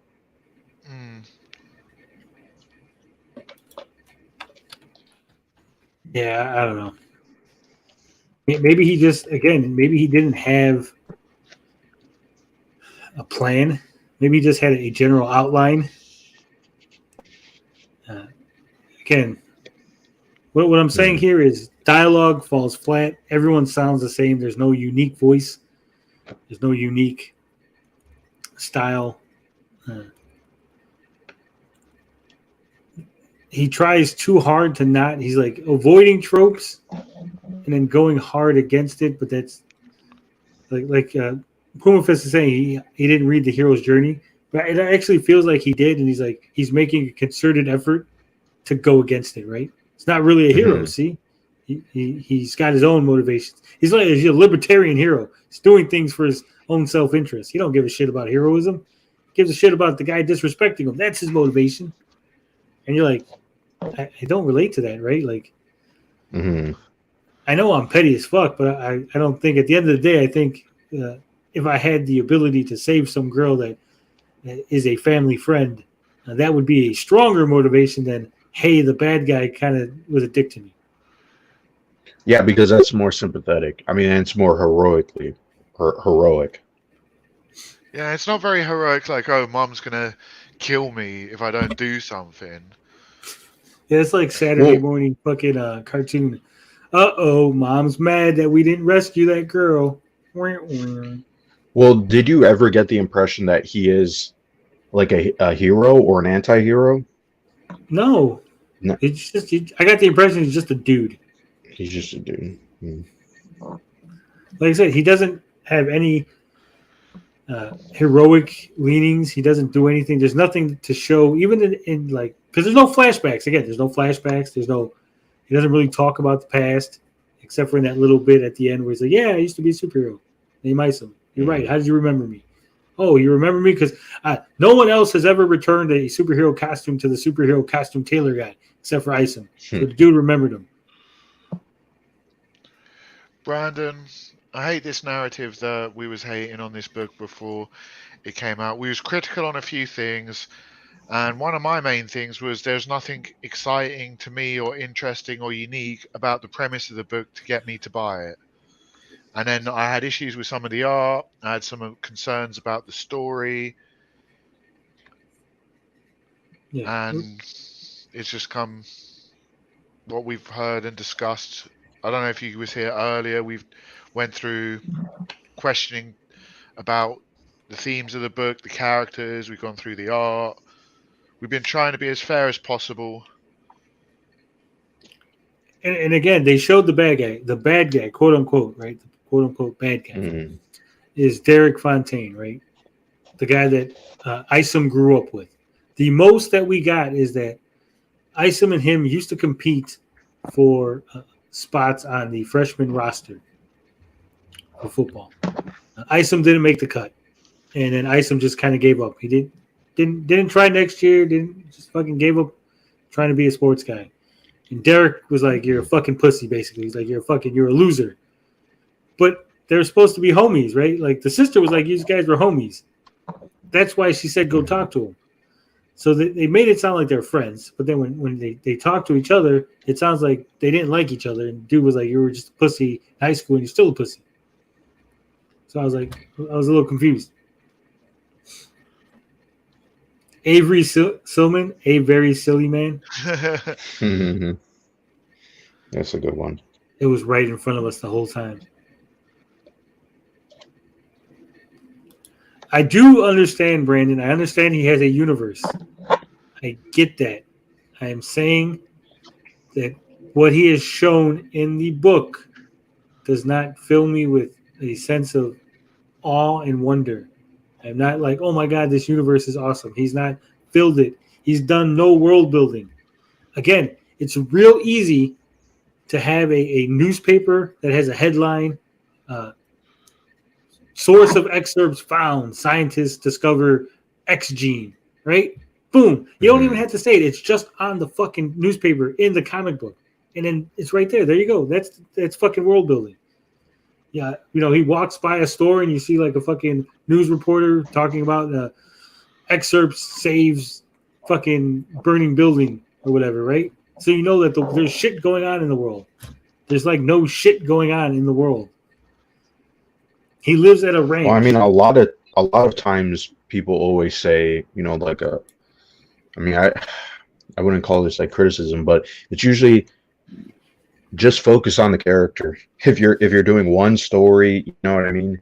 Yes. Do that one story, and then then you can build out, right? It doesn't make sense to be like, oh, I'm going to build a universe within the first story, because this is what you get, right? Random characters show up, characters are talking, and there's not really a lot of explanation. I mean, sometimes it can work depending on the world, like Star Wars.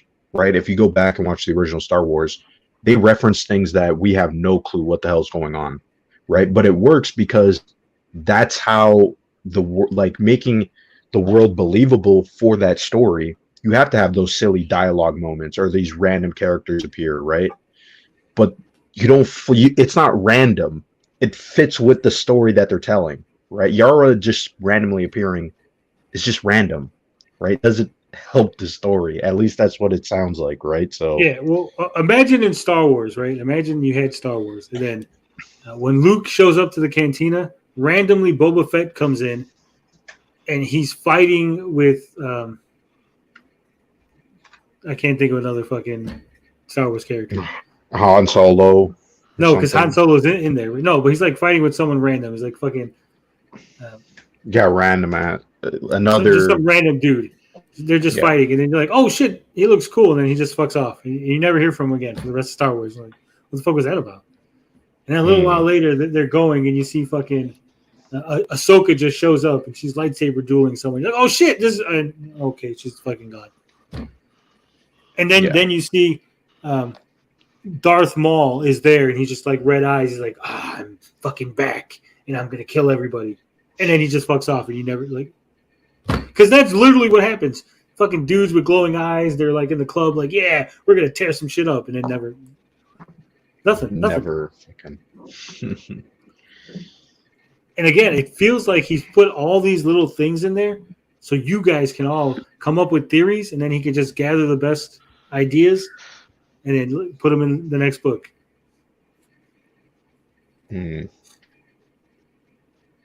Yeah, see, we don't know why he retired. We don't know why he retired from being a superhero. We don't know what it entails to be a superhero because they have superhero police, right? Did superhero police always were around when superheroes showed up? Or is that a thing now because something happened where they're like, hey, we got to make, vigilantes are outlawed, but you could be like superhero police. Was he a police or was he just a regular vigilante superhero?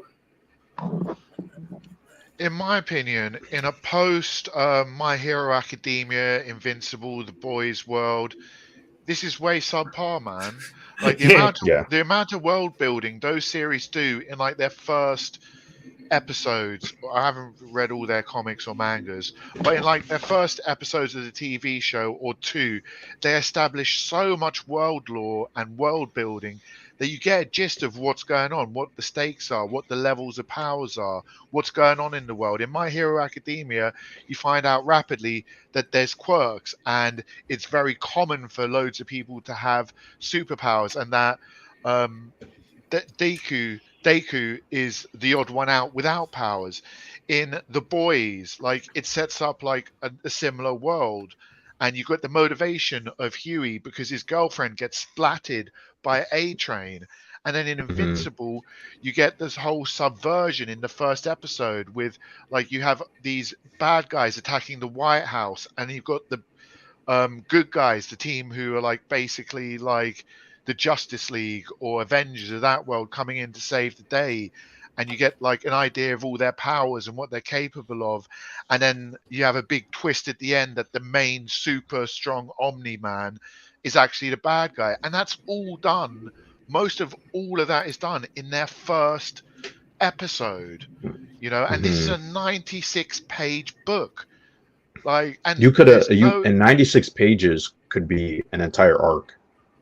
Yeah, it's just there's no world building or universe building in this book which is comparable to anything we've seen any other indie company or indie trade or anime or even big company does.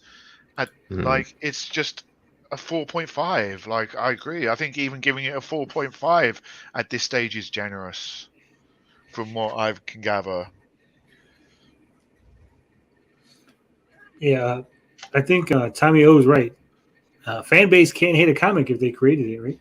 Just like the Amico. Remember the Amico? Everybody loved it. Because everyone was giving these ideas to the Amico. Is it going to have this? Is it going to... Yeah. Wouldn't that be something? Rippa's doing the wouldn't that be something with you guys. I'm a musician. I'll get in the musician arena with Ripper any day of the week, man. I haven't even listened to his music. It's easy to criticize the man in the arena. Get in the arena yourself. Isn't that rich? Yeah. I mean, I got a book. If you guys want to criticize it, it's $5 on Amazon. My music's I on. don't know how you can't see the irony with that comment. Yeah. You mean because he was criticizing books long before he had his own? Hmm. But see, that's okay because Marvel is woke, and it's okay to criticize the woke. But this is Rippa. You can't criticize Rippa because he's black.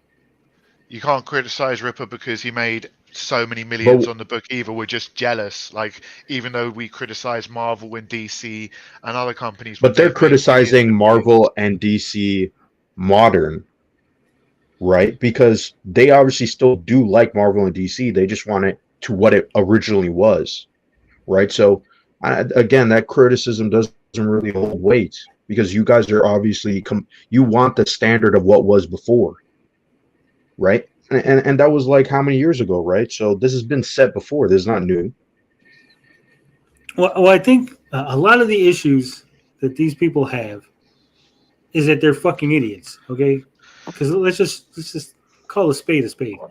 You know, the idea of these young superheroes having powers of older superheroes, that was done in the 90s. They created a whole bunch of superheroes that were like teenagers because they were trying to get new people into the comics. That's where you got Darkhawk, Madcap, all kind of these weird characters, right? They reintroduced the New Warriors and stuff because they were trying to get new characters. Spider-Man introduced like 3 or 4 different new characters that all flopped, right? They all fucking flopped. But they were trying to get these new characters to sell more comics. And now they're doing the same thing. And you're like, oh my God, this is so terrible, Miss Marvel. And it's like, yeah, it's not for you. That Miss Marvel comic is for younger kids and a new generation hoping, because you guys are going to die. You're fucking old, right? You're eventually going to die. They need young blood to sustain the industry. Mm-hmm. And is it modern? Is it about modern culture? Yeah, because the comics always were about modern culture. You say you don't want modern day politics in comics? Well, guess what? In the 70s, fucking racism and all that shit was going on, and that's what the X-Men was based on. That was modern day politics when it was fucking introduced. Not even X-Men. I mean, look at what this comic was somewhat based off of: Luke Cage, Black Panther. A lot of people, someone singled this out. There was a complaint that someone had that in that Marvel published, right, under, you know, at the back how they have the comments, like people would write in. And so one guy was like complaining that Black Panther was, you know, that was like too far to have like a character like that, right? Oh, why is this black guy the main character? And why is it called Black Panther? Like, that's political and blah, blah, blah, right? So this isn't necessarily new, right? So yeah, I don't know. Yeah.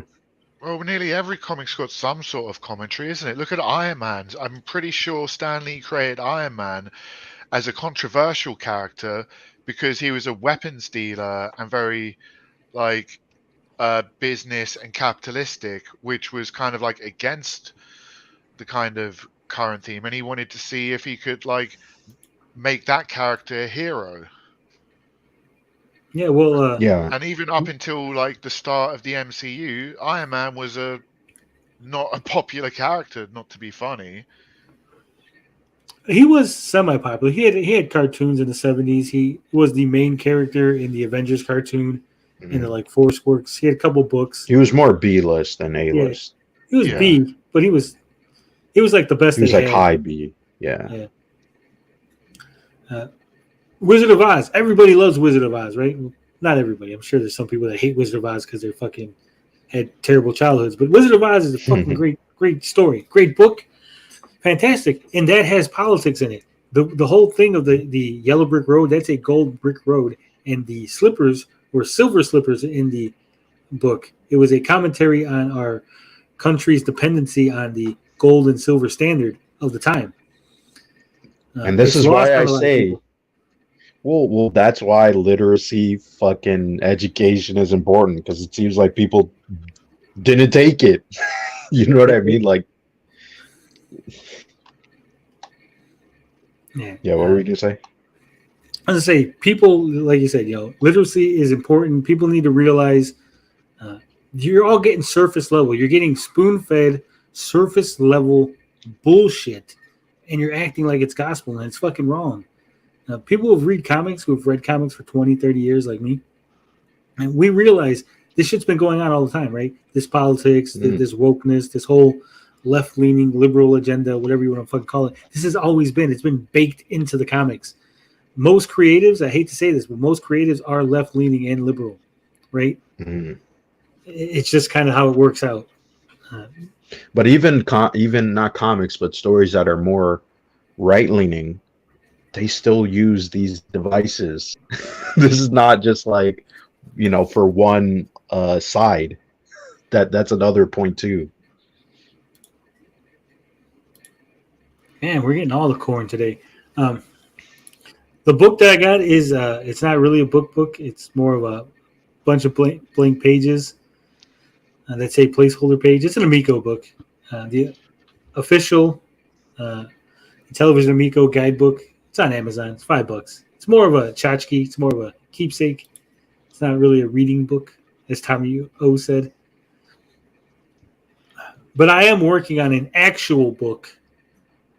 It's going to be a like D&D high fantasy type book. Working on it. Been working on it for a couple years.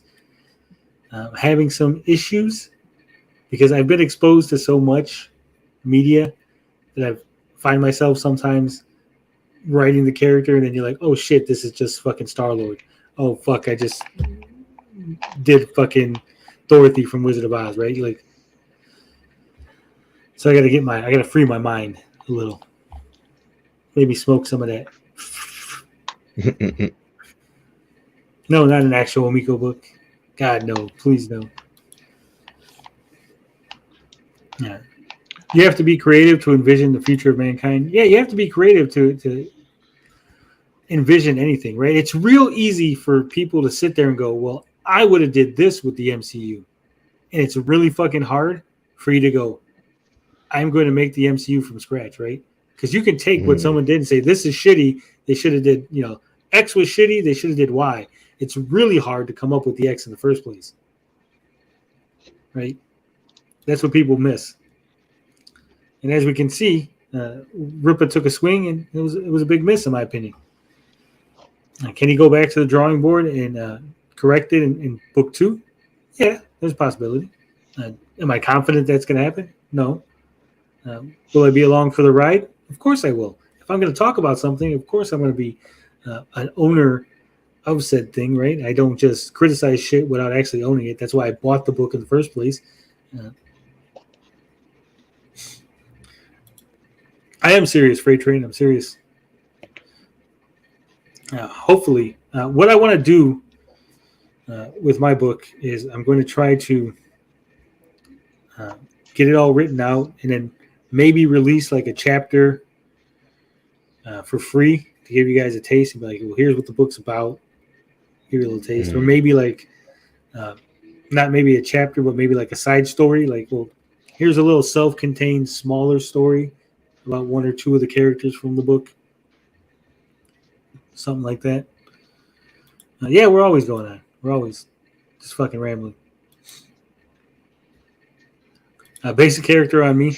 It shall be so. The Amico Wars. But I think that's all we got. Like I said, to summarize, to recap, if you've made it this far, I don't recommend the book.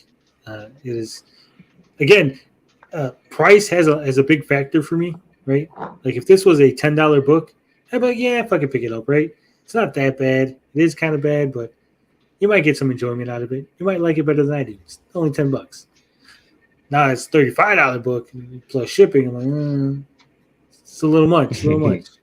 It's not even worth a try, right? At 35 plus shipping. No problem. Thank you for popping in, Puma Fist. We did not find the Juggalo yet, Rainwater. We are live. We did. I know this is a Rippaverse stream. I don't want to get into the arcade one-up stuff too much, but I did receive some information. We did a little investigating Saturday is going to be very interesting. If you are a fan of the Arcade 1-Up, if you are a fan of us talking about the Arcade 1-Up, then I suggest you be here Saturday. Spicy. And that's all I'm going to say about that.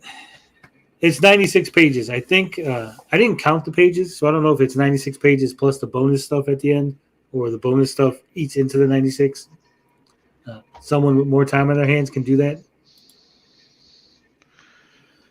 Yeah, better come out guns blazing. You would think. It didn't even come out like if I was gonna do again, if it was me, if I was gonna do this, I would have started right at the fight. Boom. Fucking you're getting action, you're like, oh shit's going down. You know, one of those, you know, the memes, you know, record scratch. My name's ISOM.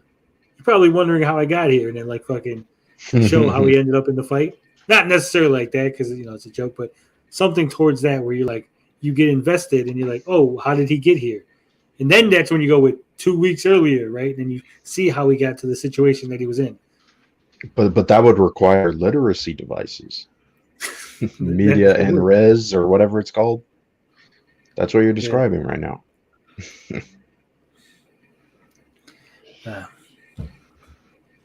It doesn't always work. I've had some situations where I've seen it. I was like Captain Marvel. Totally didn't work. Right? Mm-hmm. That was just a mess of editing. I would have definitely started if I was doing Captain Marvel. I want someone to re-edit the movie. I'm not really good at that, but if someone out there can do it for me, I'll gladly watch it. Re-edit the movie so that it's in chronological order, starting from when she's a little kid, then when she meets what's the name, and they go to the flight school and all that. That way you have a complete narrative instead of this whole jumbled mess where shit's all over the place, because you don't know the character. People didn't know who Captain Marvel was, the normies, as you would call them. They have no idea who she is, what her powers are. So starting in the middle of the story and hitting the ground running was kind of a bad move for that. Brandon says ISOM was a great book to start the universe off. You don't have to hate if you think you are good. If you are good, where is your best-selling comic making millions? Well, this is I hate to say this, Brandon, because a lot of people are like, "Oh my God, Rippa sold so many." First off, he didn't sell that many comics. He sold 40,000 orders, which included the non-comic stuff that was part of the campaign. Secondly, he didn't even sell like the biggest amount of comics ever, even if it was 40,000. I don't even think he sold like the most comics of that month, right? Manga still outsold him too, so if you want to get into that. And the idea in the 90s, you know, you just slap issue number 1 on some shit, you'd sell like 40,000 copies. Anything else, gentlemen?